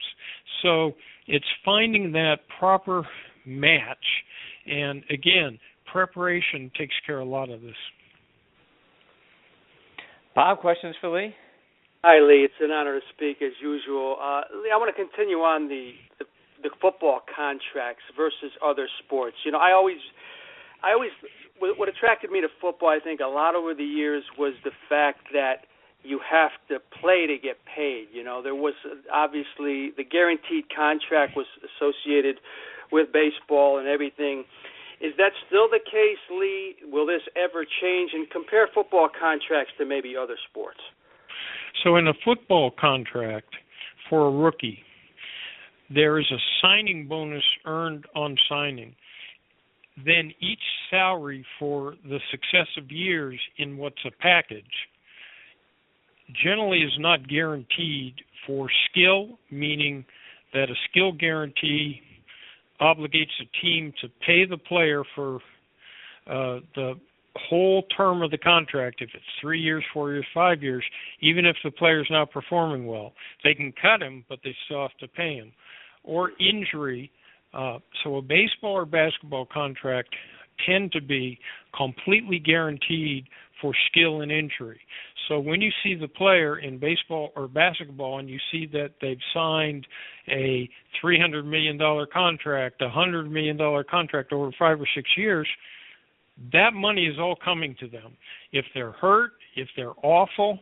So when you see baseball contracts that pay players on past performance and then go out far beyond their productive years, the team's on the hook for all that money. In a football contract, not. So in football, it's been signing bonus, and I don't feel real sorry for the rookies because the money in football has been moved to the proven productive starters. However, Jameis Winston, who was the first pick last year, got $16.8 million to sign. The cap's up this year. The first player will get around $18 million to sign this year. So what a player focuses on in free agency is what is the amount of guaranteed money and what is the cash flow over the first or second year or so. Because when those salaries go way up in those packages, they can never be paid. The one last thing I tell you, and I'm going to grant you both a doctorate in capology, is that when you're counting a contract against the cap, the way to count the bonus is divide it or amortize it by the number of years in the package, and the whole salary counts. So if you had a bonus of $50 million in a 5-year contract, $10 million of it would count against the cap each year. That never goes away. It has to be amortized somehow. So big salaries, though, count entirely with that against the cap. So the minute you get to a contract that's got a big salary, you can look for the fact that the player's either going to get cut or they're going to try to convert it into a new extended contract and take salary and turn it into signing bonus. A lot there to digest. We'll take a master's degree, Leigh, right now. We're working on our doctorate, but we'll get there one of these days. I want to ask you, Leigh, about the big news this week. In between all these signings was Peyton Manning, and I was thinking about this when I found out you were going to be on the show. You've had guys as clients, Leigh, that get to the twilight of their careers. Have they ever come to you, or have you ever gone to them and said, maybe it's time, or, despite putting money aside or whatever, have they ever confided in you and asked your opinion on whether their career should be over? Absolutely. The most difficult thing very often to do with a player, especially if you've been together for a long time, is to make that suggestion. And that's because, remember, from Pop Warner to Little League, all these players have ever known is the structure and rhythm of being in a sport. So they've got an itinerary. They know when it's time to be in a meeting, when it's time to work out, when it's time off, and they're surrounded by the camaraderie of teammates that they love and is very supportive. And this is all they've known. So now when you get someone who played as a youth, played in high school, college, pros, and now you get them to the end of a long career, I've virtually never seen a player who willingly retired. They retire because they're too injured to play. They retire because there's not a real need for them. But even in those cases after they retire, it's the rare player who doesn't call up, something you'll never see, and say, you know what, as the season's going on, don't you think I would be able to play for so-and-so, so-and-so? So it's difficult. And these are players who have complete financial security, have great family situations, have charitable foundations, have totally wonderful second career plans, but still it's very difficult. And thank goodness for Peyton Manning that he retired in March, because what happens is every year in sports, probably about a third of the active players coming out of a painful season want to retire. Now, as the months go on in the off season, you get closer to training camp or spring training. Now, all of a sudden, the bell goes off in their mind, and now they want to play. So, thank goodness for Peyton Manning, who I thought probably shouldn't have played once he was told he had a critical neck situation because he was risking too much. Thank goodness that he did it in front of the whole world. Now, in boxing, it would mean nothing because retirement is like saying have a nice day because they come back so often. But I think this one will stick. And now they're in a situation where their best quarterback, I think, is a 7th-round draft pick on the roster from Northwestern. That's right. And speaking of quarterbacks, Lee, you represent Paxton Lynch, who is one of the top quarterbacks coming out in this year's draft. He had a wonderful career at the University of Memphis, helped put that program, on the map again, got them into the top 25. At one point, even got them ranked number 13, which is the highest ranking in the school's football history. What are you hearing with respect to Paxton in the draft? Well, first of all, just a little bit about mock drafts. Mock drafts, which by self-anointed people, are not teams that are declaring who they're going to draft. They're the projection of draft gurus about where they think players might go. And I remember back in 1995, Mel Kiper had on the front cover of his February or January preview, only 4 months before the draft, that the first player was going to be a quarterback from BYU. And I felt crestfallen because I hadn't signed him. So I went and signed a quarterback named Kerry Collins instead. And so draft day comes, and Kerry Collins is going to be the first pick, but a trade happens, and he's the 5th pick. And the BYU quarterback went in the 7th round. So so I think Paxton will be just fine. He still has his pro scouting day coming up, and when he does it, he's 6'7". He can run and scamper like a much smaller player. He's part of that new Cam Newton vogue. Ben Roethlisberger is not quite as athletic, but they're big and strong. They can see downfield. They can either anticipate the run or athletically get out of the pocket so they don't get stuck. They can throw on the run. They can do all the basic throws. They can elongate their body 3rd and 1 so they get the first down. And he's a great kid from a faith-based family who is beloved by his teammates and the people around him. And this whole perception that somehow he's farther away for playing, I don't know why. He's doing great on the chalkboard. And I think he'll light it up on Pro Scouting Day. And then you got about 6 teams that appear to be in the quarterback hunt, from Cleveland to potentially Dallas if they want to layer something in behind Romo, to San Francisco, to Philadelphia, to the LA Rams, to the New York Jets, and now Denver. And so there's a lot of takers, so it's going to be exciting. And Lee, just as we project beyond the draft and later this year, what's up next for you? What's on the hit list? Well, my book, The Agent, is still selling, so we're contemplating the next book project, which will probably be the 10 truths I learned from professional athletes. We've got a couple movie deals being offered on The Agent. We started a new venture fund called Steinberg Ventures to take a look at new promising sports technologies. It can be a film, it can be a television show, it can be a new app for the internet that brings fans closer to sport. It can be a concussion prevention concept like Tate Technology, which is a new helmet that uses call and compression to displace the energy field. They're up to almost half, not going into the head, so that's a major breakthrough. They're nutraceuticals and pharmaceuticals. So anyway, we're trying to move ahead on finding solution in concussion, not just to sit and bemoan it, but to actually make the game safer.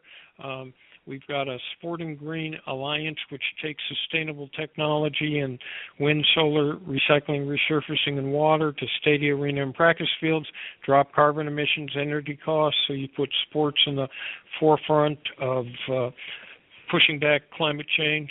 We've got more agent academies to do, and we'll probably expand beyond football to baseball, basketball, and then to other sports. That's a couple of the things going on. Yeah, just a couple of things. And you know, as you're looking at, you know, new ventures, you know, maybe it's a radio show that's currently on Armed Forces Radio that could do some really big things. You never know. There's opportunities out there everywhere. Introducing to the world TNT, the Excelsior of radio. That's the guy we want representing us right there. Hey, darn right it is. We remind our listeners but never as good. Remind our listeners how they can keep track of you online and over social media as well. So I tweet, therefore I am, on Twitter. It's at Leigh Steinberg. I'm on Facebook. I'm on every form of social media that millennials could ever hope to distract themselves with, and you know, email or just send a big blimp with an electric sign. Tell me that you want to talk. To float it over Newport Bay, and then that'll work too. There you go, Leigh. We absolutely love having you on this show. You're one of our absolute all-time favorites. We can't thank you enough for all your support, and it means a great deal to us. Well, you guys do a terrific job. You always have interesting topics, and you explore them in an intriguing way, and you help some really important causes, and it's my pleasure to be associated with you. We appreciate it very much. Leigh, we look forward to catching up with you hopefully again real soon. In the meantime, all the best to you and your family and everyone over at Steinberg Sports. Thanks for your time tonight. Thank you. Thank you, Leigh. That is Super Agent Leigh Steinberg here with us on Thursday Night Tailgate. Boy, Bob, I tell you, the 10 Truths I Learned About Professional Athletes, boy, that ought to be a great book to read. I couldn't keep up with all his activities, Chris, when he was reading them off. He called them just a few, just a couple. But my goodness, but what a life he's had, Chris. Amazing, and talk about an insight into contracts and everything. I digested a little bit of it, but he is the man you would want to speak with if you want to be represented and represented well. What a resume, and we never run out of things to speak with him, do we? No, absolutely we do not. All right, before we get to our next guest, Jeff Reed, I want to give a shout-out to our good friend Renee Shull at Integrated Play. Folks, you hear us bragging on Renee every single week here on Thursday Night Tailgate. If you're either already in job transition or you've been thinking to yourself, boy, I wish I were in job transition, well, go to integratedplay.org online and see how Renee can help you. We all want to do business and take advice from someone that we can trust and who actually has our best interests at heart. Well, you're not going to find someone who fits that description any better than Renee Shull at Integrated Play. She's smart, she's talented, and the kind of person you want to work with and have working for you. She's been doing some great things for some of our guests who have been in transition from being pro athletes and are now getting into the job market.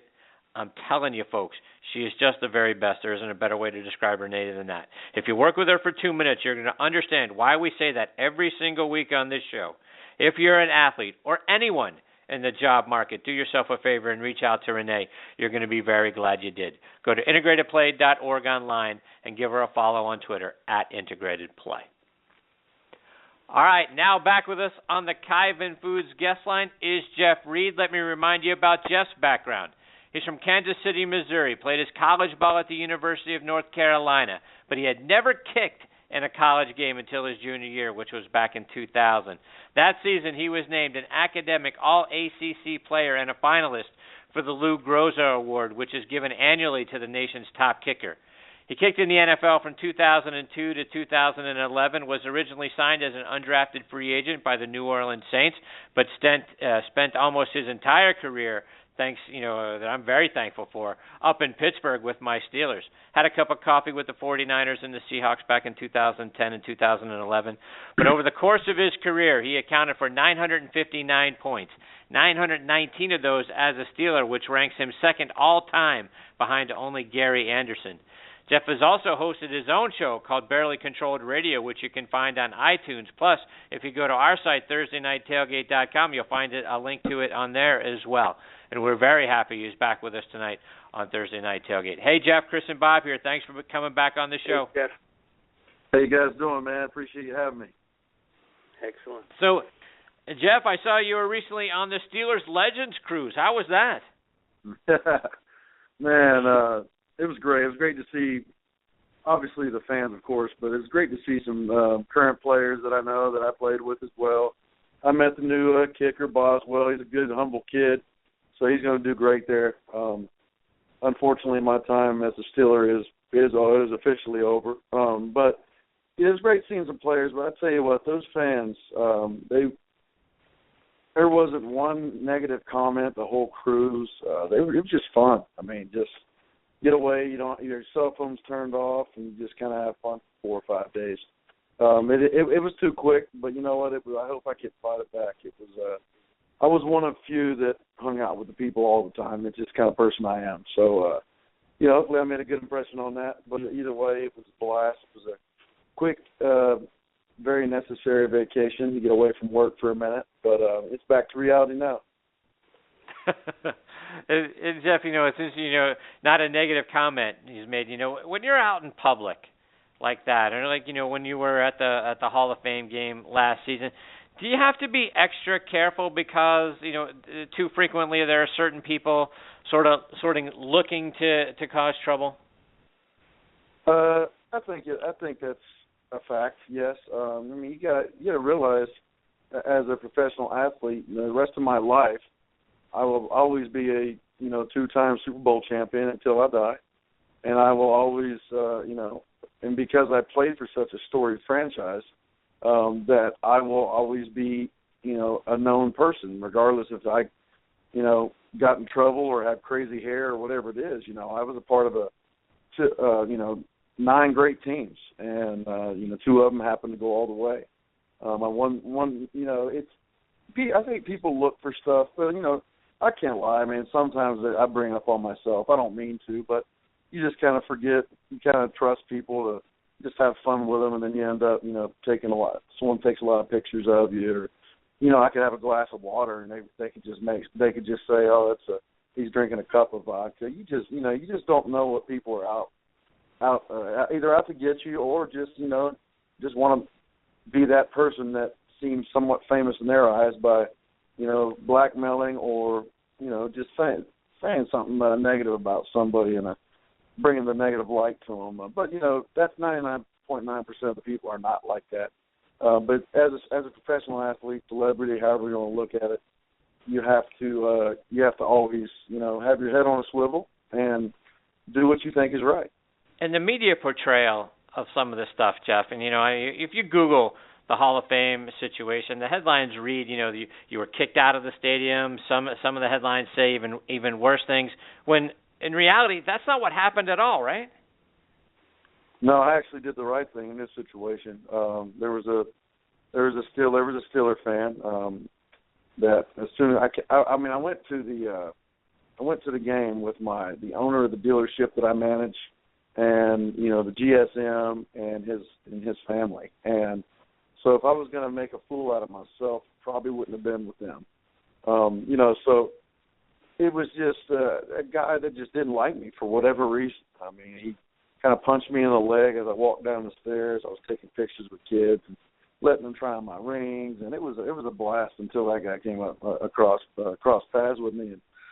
And, I just kind of looked at him like I thought he didn't mean to do it, but then he had some choice words for me, and, it was unnecessary. But, finally after, this guy said something, pretty rude, which I don't care what he said. It's just the fact there's kids and families around. And the way what he said, and it's embarrassing. And so I went up as if I was getting something to eat or drink, and I went up and grabbed a police officer, and it was a lady, and I said, "There's a guy down here that apparently just dislikes me a lot." She goes, "Yeah, I know you are, and you're not doing anything wrong." And I said, "I understand that."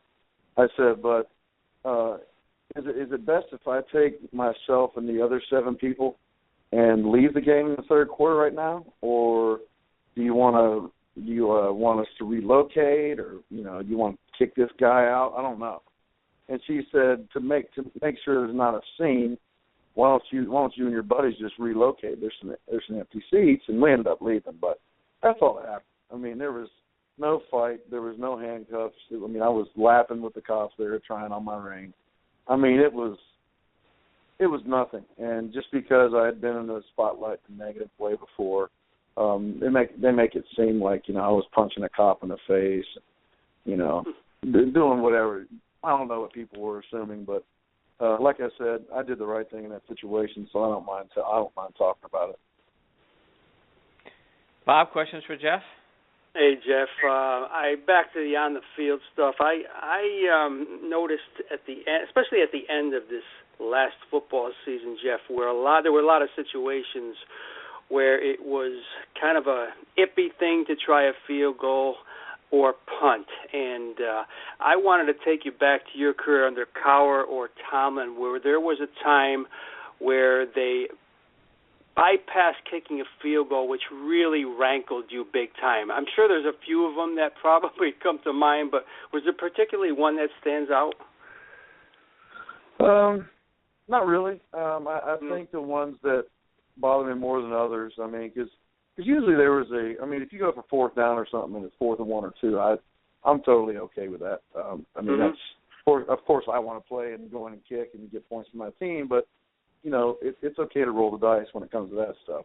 There are times though when, like the ones that got me were at the end of the half, and it was going to be a 60-plus yarder. They always Tomlin did let me do a 64-yarder in Denver. And I absolutely crushed it. And I was 9 for 9 at the time, and it fell about Dre Bly, my college teammate, caught it about 9.5 yards deep in the end zone. So all I needed was, just another 2 or 3 yards. That have made it in the record books. But those were the times you always wanted. It's like, I see where coaches don't want you to get one block and then all of a sudden momentum swings. But on the flip side of that, kicker, you live for those moments. And those are the only ones that I wouldn't say upset me. I just wish I probably could have had about 5 opportunities like that in my career, and I only got 1 actual kick. So, but other than that, coaches get paid for a reason. So, it's pretty much it's their call. And, Jeff, as far as it always amazes me, the distance of field goals. Dempsey had the record for so long at 63, and it's only gone up 1 yard we're almost over 40 years. It's amazing. Are they at the point, is there a point where they're not going to be able to kick more than 65? Are these guys going to get stronger? What do you see happening within the next 15, 20 years as far as the distance? I'm sure the record will be broken again, but how far can these guys go? There's some freaks of nature out there. I was always a pretty strong kicker, but there's some guys out there that are little bitty skinny guys kicking the ball 75 yards with no effort. And it's not a matter of will they be able to make a long one. It's a matter of will the coach let them really kick it. Because if you miss those, the other teams are already in your territory. So that's it. I mean, I think the quality of kickers right now is unbelievable. I mean, they are really, really good, really accurate, and very strong.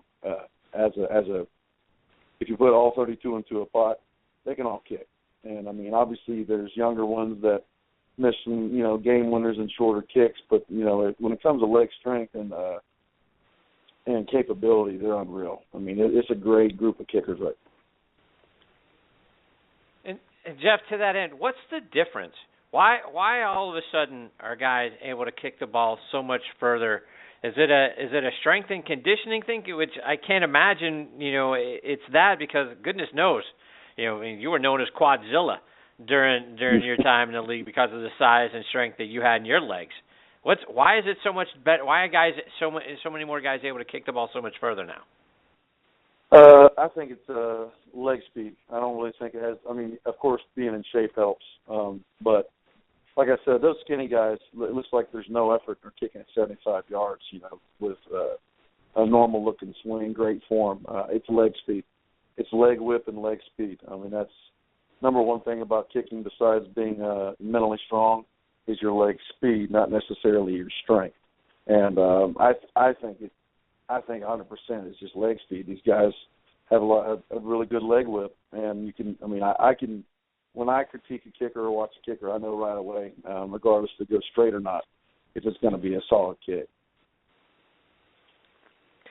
And to the strength piece, as I mentioned, the Quadzilla, nickname that you had when you were in the weight room, what were you pressing? What were you leg pressing and squatting? Squatting, my knees weren't very good. I did squat a decent amount, but leg press, I mean, I was easily doing 1,000 pounds. Like it wasn't even much of a challenge, really. I mean, sets of 5 to 10, 1,000 pounds, and I got to a point where there was no more room for any plates on there. So if I wanted to go up in weight, I had to put 100 pounders instead of 45 pounders. And I mean, but leg press was my thing. I mean, squat. I've never been a good squatter. I was a form guy, but I wasn't the strongest guy by any means in the squat. I mean, there's some really skinny guys that can squat in the house. I mean, but as far as leg press, I was up there. One of the guys that was a fellow Tar Heel that you spent a long time with the Steelers was Greg Warren. He's a long snapper with the Steelers since 2005, and I think did you guys overlap 1 year at North Carolina? Were you guys together in 2001? Yeah, I was there for 3 years, and I was pretty much. I'm not going to take all the credit because he's a hell of a snapper, but I was the guy that brought him to the coach's attention, and because they've been trying to replace our snapper, even though he was great and I didn't want him replaced, it was only because of money. They said, "What about this guy? I played North Carolina with you." I said, "He's great." But then again, I don't like to see people get fired. So, I mean, if you want my true opinion, he can snap, he can play at this level, but it kind of all depends on what you guys are looking for. And then, he hasn't. I mean, he's battled some injuries and stuff like that. But I mean, he's still going. Just signed another year. So. Right. And a couple of the other guys that you played with at North Carolina were Willie Parker and Julius Peppers. Could you tell when you were watching those guys that they were going to be special? I didn't know about Willie. As far as speed, he was probably the fastest guy I've ever seen. So I knew you can't coach that. So that was a great thing for him. But we had so many good running backs. They all played all the time. That we didn't have one starting running back. I mean, we had guys in different packages. But Julius Peppers, I mean, he was outrunning the DBs in our running drills and our running tests. And I mean, it was a joke. I mean, to him. And I mean, he's a good guy though. I mean, it's not like he dogged it. He's a freak of nature. He's still playing, and he's still in tip-top shape. I mean, so they even talked about bringing him back here to the Panthers in his career, but I don't know if that's going to happen. But either way, it's just, he's the kind of guy that, I mean, you can just tell by looking at certain people that they're freaks in nature. But he is very football smart. I mean, he is. he picks up stuff very well, and he's hard to contain. We're talking with former Steelers place kicker Jeff Reed here on Thursday Night Tailgate. Bob, one more for Jeff before we let him go? Sure, Jeff. We talk to so many. It seems like we have a ton of former kick returners on the show, and we always talk about the new rule where 90% of the kicks are ending up in the third row. And I was wondering, on your end, as a fan now, Jeff, is it tough for you to watch? I mean, these guys just kicking off, and there's really it seems like a little bit of the excitement is gone from the game. I know it's a health safety type thing, but I wanted to get your take on it. I mean, it's not. I'm a kicker, so whenever we got touchbacks, I mean that's a huge boost to us. I mean, I never kicked off one season from the 35. I mean, I was always from the 30. So, I mean, I didn't ever lead the league in touchbacks, that's for sure. But I was a hang time and direction guy. But some of these guys now, like I said, it's like there's no effort and they're kicking it out of the end zone. I mean, here's the thing with Goodell. You know, it's football, so you don't. He's talking about he wants to make it a safer game and change, so he moved the kickoffs up. I mean, it's part of the game. So if you don't want to play football, then you don't have to sign up for it. So, but then again, I mean, if you scoot it back to the 30, you're going to have a lot more returns, but you're still going to have some guys, you know, having a lot of touchbacks because they're good. I mean, they really are. We've got our next guest, Dominic Rhodes, hanging on the line here on Thursday Night Tailgate. We're going to get to Dominic in just a moment. Jeff, I saw some footage on YouTube about the parade following the Super Bowl win over the Cardinals. It looked like you jumped out of the car and really embraced the fans on the streets for a bit, you know, running up and down the street and the sideline and embracing the fans along the way. What was that like? What was that experience like for you, being a part of not one but two Super Bowl parades in downtown Pittsburgh? It's hard to really, you know, describe. I mean, you can't, unless you feel the feeling, you can't really describe how it feels. It was, I mean, seeing nearly 500,000 people on the streets of Pittsburgh in a 15-degree day.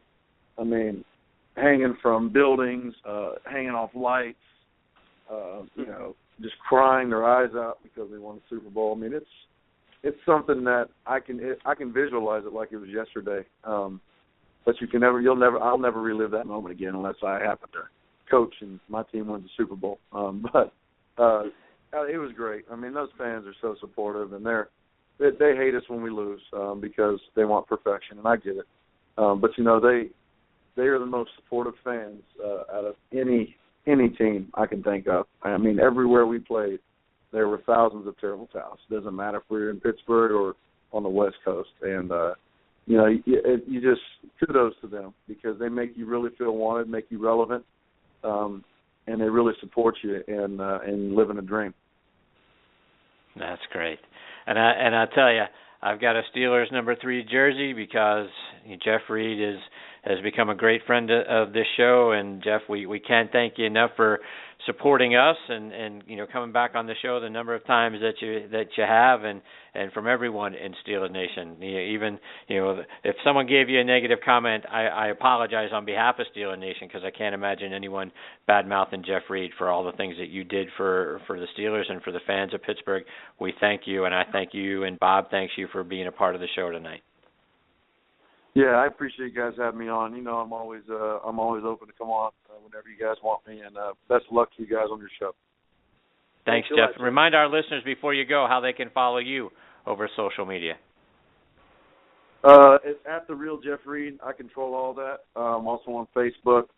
I postponed my radio show for a little while because I managed a Jeep dealership, and I pretty much live there, which is a good thing. I'm not complaining. But I do, you know, I always respond to everyone on Twitter. Obviously, there's some things on there that are pretty funny and others that shouldn't even be on social media, but that's what social media is. It's a way to communicate with a lot of people that you may never meet in person. So I control all mine. I don't have somebody tweeting for me or, you know, it is really me on there. So I take pride in that. I mean, I probably shouldn't spend as much time on it, but I do take pride in reaching out to people.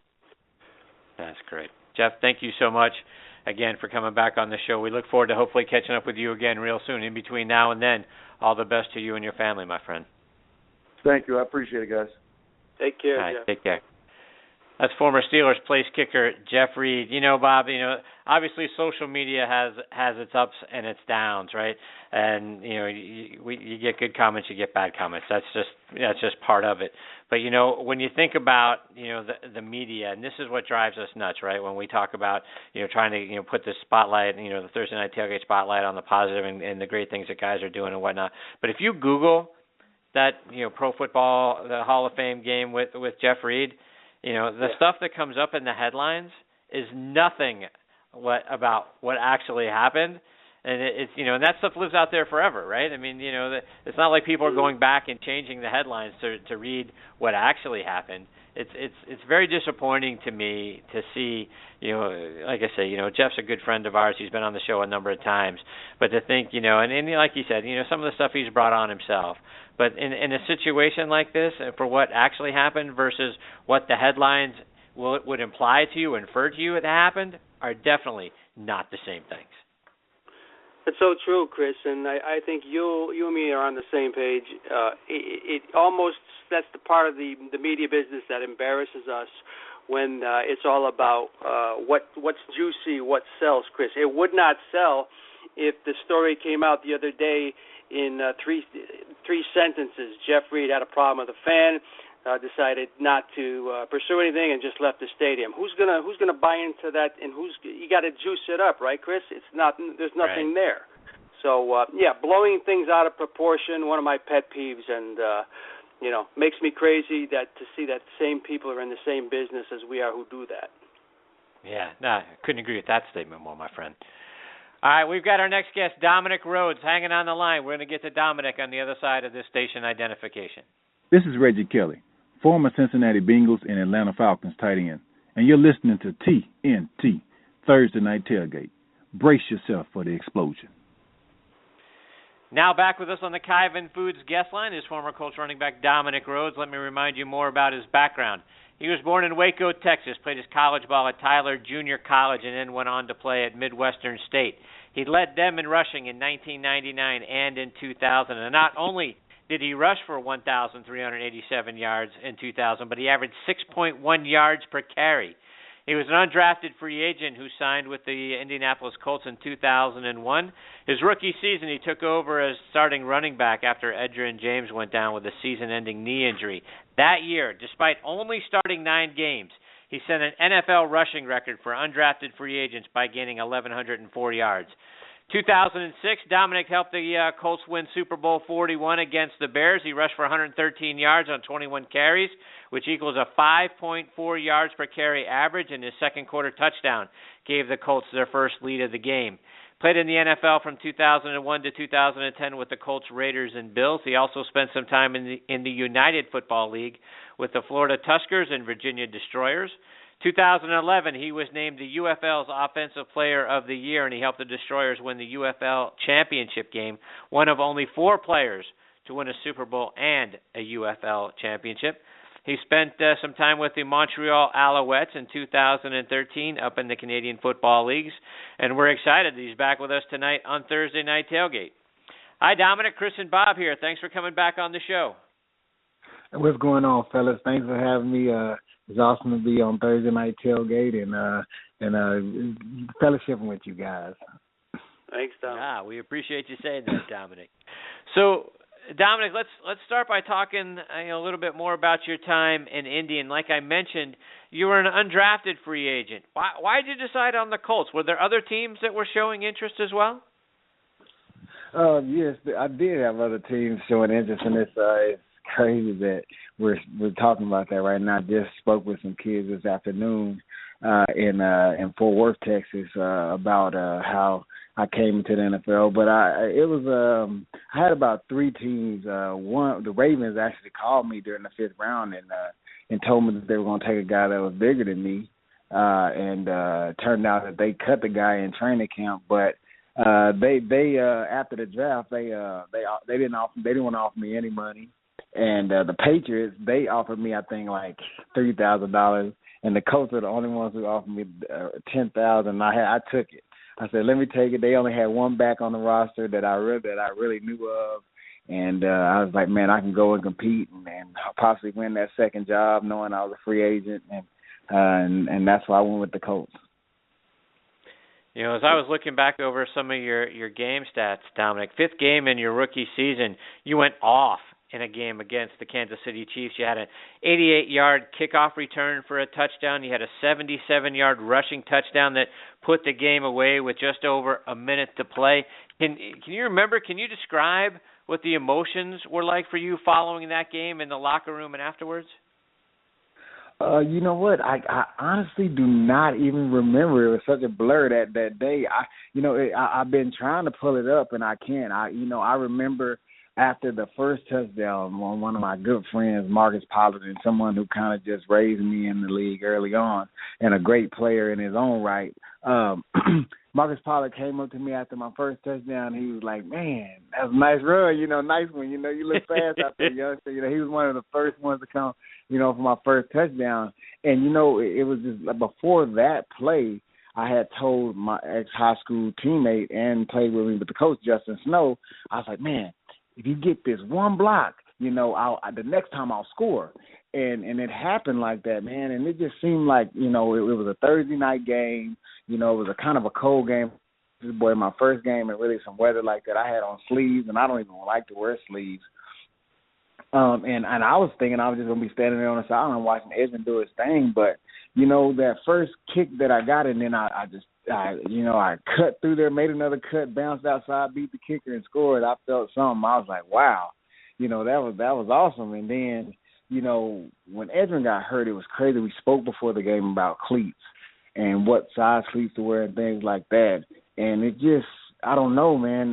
That's what I remember about that game. I remember me and Edmund speaking about cleats, sitting in that locker room, sitting there, and just we had that talk. And it seemed like that's where things just rolled out for me that day. And, Kansas City, they actually had a guy, I think the scout they had was the GM for Miami. I forget his name. He went to my high school. He came and worked me out in a gym at Midwestern State. And they drafted Derek, I forget his last name, but he's from Atlanta, Texas, and he ran a really fast 40. He got to go to the combine and play in the Senior Bowl and stuff. And they drafted him instead of drafting me. And I don't know, I guess that day on that field we had a big day, and maybe that was payback. I guess. I don't know. And Dominic, a little later that season, you had another big game against the Falcons at home in Indy, 29 carries, 177 yards, a couple of touchdowns. You go on to rush for 527 yards and 4 touchdowns over the last 4 games that season. When you look back on that, do you think, is that what solidified you as a guy who could play in that league at that point? Is that what the indication was to you, that you belonged in the NFL? I really, I always say that, when I got to the league, another good friend of mine, buddy, is Terrence Wilkins, another free agent guy who was there, who earned his way, made some plays, and got a good contract, and made a name for himself in the NFL. He would tell me when I got there, he said, man, as long as you're here when these stretch lines get shorter. That's what he would keep saying to me all the time. And, being a youngster and never always being one of the better players on my team, I didn't really understand what he was talking about. I just thought that I was on the team. You know what I'm saying? I'm like, when they gave me the contract, I was like, man, I'm here. What you mean? I don't know nothing about no cutting and all this type of stuff. So, yeah, I didn't know anything about it. I was so oblivious to everything. I guess that was a good thing. I was dumb to it, and I just played ball. I wasn't scared. When I first got there, man, and I started in practice, after I learned the plays, I started making plays in practice, and a lot of the older guys kept coming to me saying, man, you keep doing what you're doing, you're going to be all right, man. They even gave me a name. They called me WD-40. I wore number 40 because they said, man, you pretty slippery guy. I was like, okay, that's all right.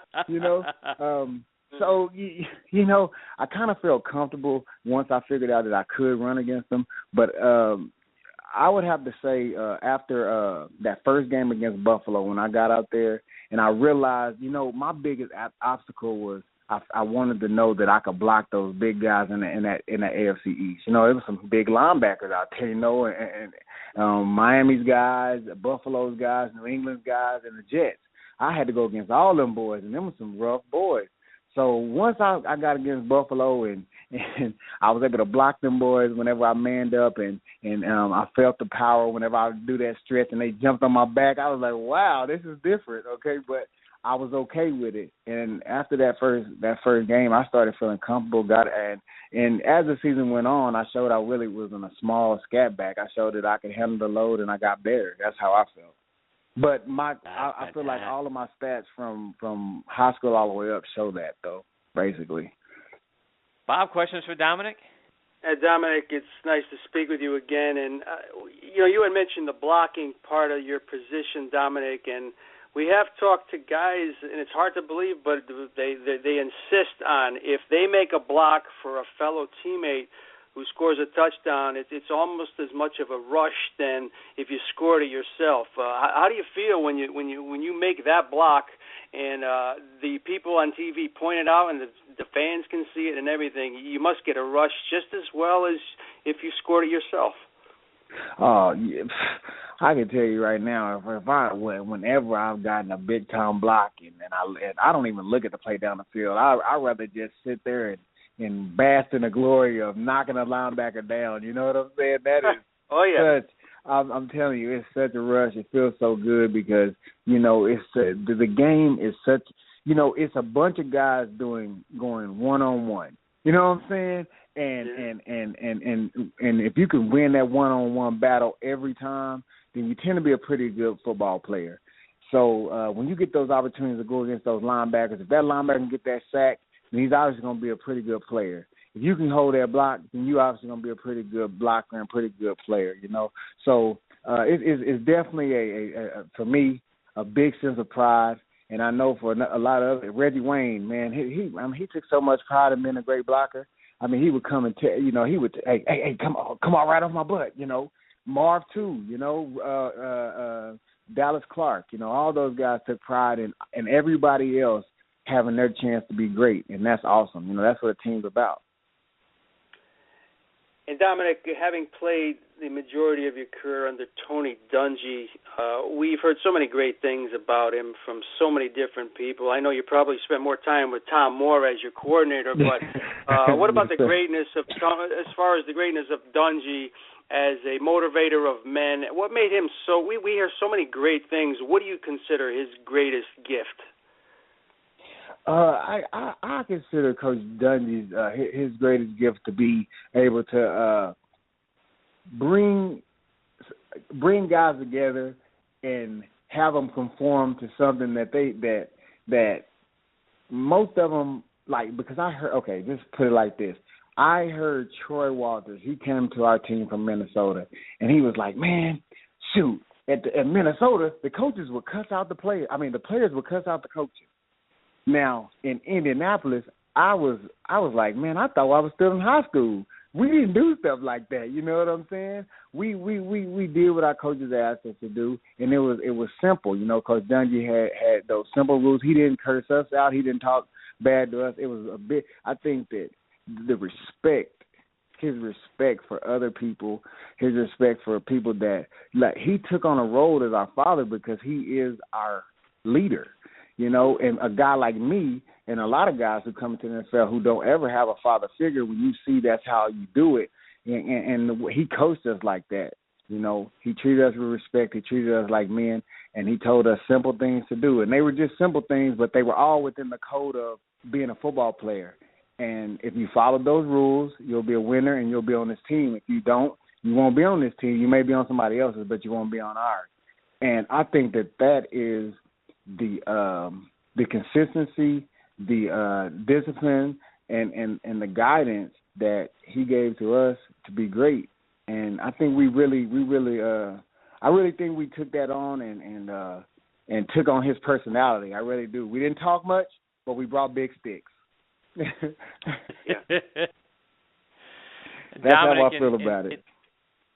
In 2006, you guys, obviously you won the Super Bowl, but along the way you had to face the Patriots in the AFC Championship game, a team that you had lost to in the playoffs twice back in 2003 and 2004. You guys scored 17 points in the fourth quarter to come back and get that big victory. What was it like to finally get over the Patriots hurdle? You know what? That was wow. They talk about these daggone Patriots. First of all, let me say I have the utmost respect for the Patriots. I always have and always will, because I just always thought that no matter what, they played the game right. They played it smart, and they played it physical, and they were consistent all the time. When we played them that year and we beat them, it was like, man, we was like almost like with San Francisco and Steve Young got the monkey off our back, them boys right there, man. Them boys, they being our nemesis and someone that we could never, defeat. But when they came to our house that year, our defense was playing great at that time. Our running game was clicking real well. Our offensive line was playing well, and we were doing pretty well on all cylinders, and they were too. But I just think it was our time. Just Saturday, he stood up before that meeting. The meeting that night before the game, and he was just like, man, it's our time, man, and we know it. It was out of some movie. I forgot what he watched, but I just remember him standing up there saying it was our time. And, when we went down to play Baltimore, and when we got them down there at their house, and that was one of the shockers in the whole league that year, we felt pretty good about ourselves. I'll tell you that much. And Dominic, like I said, if you look over the course of your career, and I think we talked a little bit about this last time, but I think it bears repeating for those who weren't with us. There were 11 games over the course of your NFL career where they gave you the ball at least 20 times. And in those 11 games, you rushed for 1,167 yards and you scored 11 touchdowns. So you averaged 4.2 yards a carry when you got the ball 20-plus times. So you had a resume that showed what you could do if you were the primary running back. Did you or your agent ever, talk to whether it's the Colts or shop around just to say, look, if you give this guy the ball 20 times, good stuff's going to happen? Well, I think that my resume kept me in the league for as long as it did, because I think a lot of the outside distractions as far as me and the things that I was doing off the field, or things I got myself in trouble with off the field, I think that's probably the biggest thing that happened to me, and all self. And that's kind of what I explain to a lot of these youngsters. Nowadays, when you look at yourself in the mirror and you say, hey, I really think I could have been a great one. One of the great ones, one of those they really always talk about. But when you don't do the right things, when you don't prepare like a Peyton Manning or a Reggie Wayne or Edgerrin James or Marvin Harrison, when you don't prepare and you let other things take over what you're supposed to be doing or how you're supposed to be doing it, then maybe that's why when you miss your opportunities, and yes, my resume shows that I could have probably been an every down back. I think I could have, because I can catch the ball, I can do everything. But why should somebody trust a person that they don't know what might happen in the off season or during the season? Or because let's be clear, it's all about accountability, and I believe I let my teammates down a lot. A lot of people that love me and that I love, that I possibly could have helped win more championships had I been with my head screwed on straight my whole career. Wow. Bob, one more for Dominic before we let him go. Yeah, I just want to stay right on that topic, Dominic. You're taking ownership of that, which so many athletes, it's almost they can ruin their reputation, Dominic. They want to deflect blame and everything. Now, you said you talk to kids, and I say this all the time. We talk to Tony Collins all the time, who talks to kids. And just like making that block to spring a guy to maybe win a game, Dominic, when you get through to a kid, there's probably no better feeling for you. Oh, most definitely. I love it. I got a couple of mentoring programs that I'm kind of involved with right now. Got a lot of different opportunities I've been exposed to as far as like giving back, and that's the one big thing that I take away from. Hey, you didn't get a chance to probably put up the numbers that you probably could have or you should have, but you got an opportunity to play in the biggest game, and not only that, you put up some big numbers in the big game, and that is a great platform to come and give. And these kids listen, man. And they may not even be, at first they might not even listen until they see the ring, and then it don't even matter because the ring is what matters. They see the goal, they see the dream, they see that I'm regular, they see that there's an opportunity to be great if you just stay forward and you push towards something. And I know when I go and speak to every one of these kids, I know for a fact that not every one of them, not everyone is listening, not every one of them is going to get it. But there is maybe one, and this ain't my saying. Somebody else said this, but I get it. There's possibly one that's gonna come back one day and be like, "Hey, you helped me, and you made a difference." Because see, I'm that kid. I'm the kid that made every mistake that he possibly could have made. Yet I still got blessed to do exactly what I wanted to do in my life, and that's make it to the NFL. That's all I ever wanted to do, and I made it because all I ever did was pray about it, want it, work towards it, have a goal, have a vision, have a focus, and it was football, and I got it done. So that's that's what I let them know, that follow your dreams. Don't let nobody deter you from that, because anything is possible with faith and hope and hard work. You can do it. Wow, what a great message. Dominic, for our listeners now that want to come see you speak or get in touch with you or follow you online or over social media, how can they do that? Well, right now I got my Facebook page is really what I really I answer back on or whatnot, and it's Roads to Success Inc., and that's where we kind of deal with everything for now. We're working on getting everything together and basically like making sure we're running right as a foundation and doing the right thing every which way, So that's great stuff. That's Dominic, where we are. Thank you so much for coming back on the show with us again tonight. We hope you'll continue to join us and share more of your stories and insights with you. We've really grown to enjoy the opportunity to speak with you. Oh, most definitely. I'll be back. Hopefully, guys, I have a camp on June 13th through the 17th at Mountain View College in Dallas, Texas. It's going to be really nice, pretty big time. We had one last year. Kids come and stay all day. We're gonna have food for them, everything. It's gonna be some really nice, and hopefully we talk again before. Absolutely, we'd love to have you come on and talk again before then. For folks that now are interested, how can they find out more information about it? Go to my Facebook page, Roads to Success Inc. INC, and we'll be putting more information on there as we get our flyers made out and everything, and we'll be ready pretty soon here. Right out, spring break is coming right now. When the college comes back in, we'll have the flyers made. All right, very good, Dominic. Hopefully we will. We'd be glad to have you come back and talk right before that and let everyone know more about it and how to get even more information then. So we hope you'll come back and join us sometime, hopefully in May, and tee all that up. Most definitely. Thanks, guys. You guys be safe out there and have a great time. RIP to my cousin, Damaris Rhodes. I love you, man. Thank you very much. Take care, Dominic. All right. Thank you, guys. That is former Colts running back Dominic Rhodes. Roads to Success, Inc.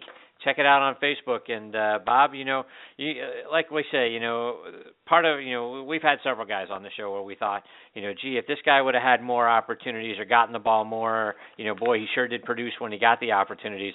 You talk about accountability. He talked about accountability. For the things that didn't go well, and maybe some bad choices he made off the field. It's great to think that Dominic, just like as you mentioned, just like Tony Collins, right? made bad decisions, but they have come back and risen back up from that, and are now sharing that that message with kids, so that kids don't make the same mistakes that they made. It's a great point, Chris. He took ownership of anything he's done, but he's making a positive out of it. Doesn't seem bitter either, Chris. When you brought up his stats, hey, Super Bowl ring. Maybe he's just happy to have been where he was, despite all the things that happened off the field. But a good career nonetheless, has a Super Bowl ring, and can do much more off the field than he ever did on.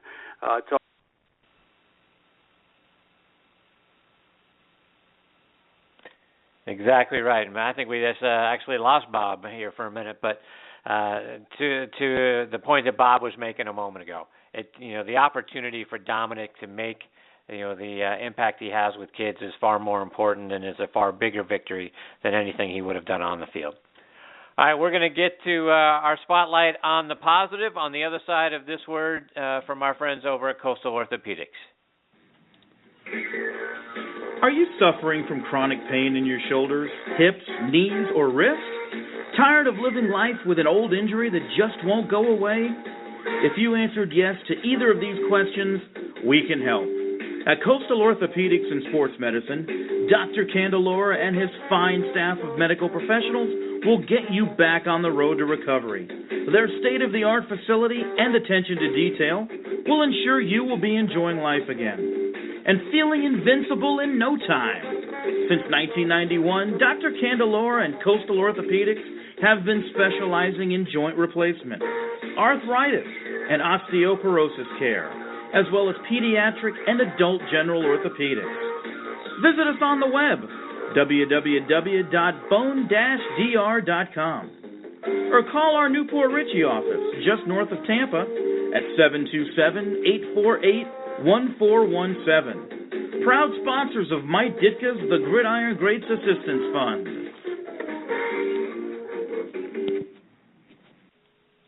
Hey, welcome back. This is Todd Washington, two-time Super Bowl champ, offensive line coach for the Baltimore Ravens, and you are listening to Thursday Night Tailgate with my boys Chris-Mascaro and Bob-Lazzari on the Armed Forces Radio Network. Go get them, guys. And we're back here on Thursday Night Tailgate with our spotlight on the positive. Bob, what do you have for us this week? Hey, Chris, I was reading the sports section the other day, and I found out that tight end Dwayne Allen of the Colts just signed a very nice contract, a 4-year deal, pretty lucrative. And within the story, it said he does a lot of things off the field. And I wanted to get to the bottom of it. I said he might be a perfect candidate for this week, especially following Dominic Rhodes, another Colt. But and I looked him up, Chris, and he does a lot of things. He combines his time with Andrew Luck on literacy campaigns off the field. He also was a player executive for this incorporated Dream Alive. It's a nonprofit, and it's basically helps urban youth just become leaders in their communities. And he reaches an awful lot of people, mentors students one-on-one. And at every home game, Chris, and now with this new contract, he can continue to do this. He actually gets about 20 to 30 kids. He gets them meals. He gets them on the field before the games. Gives them bags and souvenirs and everything. And he's raised an awful lot of money for that organization. And he's an awful lot of other awards. He was up for the Man of the Year award this year. But check him out, Dwayne Allen. With the new contract, it's great because he can continue all the great stuff he can do off the field. There you go. And Bob, this week I want to put the spotlight back on Eli Manning, and I believe we've talked about Eli before. I know you've certainly pointed out a lot of the things that his brother Peyton, does for charities and for folks, off the field. But Forbes has ranked Eli among the most generous celebrities for his $1 million donation to help low-income students at the University of Mississippi. Most recently, Eli was recognized by the New York Observer as one of the top 20 philanthropists under the age of 40. IRS data shows from 2006 to 2012, Bob, that in addition to the $1 million that Eli gave to the University of Mississippi, he also raised $3 million to build the Eli Manning Children's Clinic, which provides outpatient care to over 75,000 kids annually. Over the past 9 years, Eli has hosted the Guiding Eyes for the Blind Golf Classic, which raises hundreds of thousands of dollars every year to help provide seeing eye dogs. And just last year alone, the tournament raised approximately $700,000. So on top of the work that he does, for the March of Dimes, he also does work for the Red Cross, the Phoenix House, which is an alcohol and drug treatment and prevention facility. He does work for St. Francis food pantries and shelters. So Eli is doing a heck of a lot, to help people in many different areas, dealing with the situations that life has handed them. So kudos to Eli for all the work that he is doing to try to make a difference, like I say, in a variety of different ways across many different charities. So hats off and spotlight on the positive for Eli Manning as well. That's great. So, great stuff, absolutely, for both of these guys. And like we said, throughout the course of this show tonight, and we do it every single week, right? So many guys are doing things to make, a positive impact in their communities across the country. We say it all the time. You hear so many things, the negative stuff, like we were talking about with Jeff Reed. We were talking about it earlier in the show as well. The negative stuff gets, far too much publicity. The positive stuff, not nearly enough. So, every time you hear about a guy that's been arrested or, doing something else, remember, that is the very minority. We're talking like less than 10% of the guys in the league that are doing those sorts of things and are bringing the negative spotlight on the NFL. 95% of the guys are doing positive stuff, like Dwayne Allen, you pointed out earlier tonight, and then, like I say, Eli Manning here. So please, let's keep the spotlight on the positive, folks. All right, Bob, it is time for us to put a bow on this one. We want to say thank you again to Nate Boyer. What a great way to kick off the show Nate Boyer was tonight. And Tony Collins and Ed White and Leigh Steinberg, Jeff Reed and Dominic Rhodes just a moment ago. Great stuff tonight, and our thanks to those guys for being a part of the show. Bob, my thanks to you as well for the great job that you do every single week here on the show, Bob. Like I've said many, many times, the biggest privilege of all is getting to spend my Thursday nights with you, my friend. Oh, Chris, it's so much fun, and I feel the same about you. You know that, and we just have so much fun. And when you have great guys as opposed to ex-athletes like we did tonight, it just makes it all the more special. That was a lot of fun. Yes, it was. All right, folks, who do we have scheduled to join us next week? Well, our very first guest ever on this show was former Steelers linebacker Levon Kirkland, and he is going to come back and join us next week. We look forward to catching up with Levon. Keeping with a Pittsburgh theme, Roberto Clemente Jr.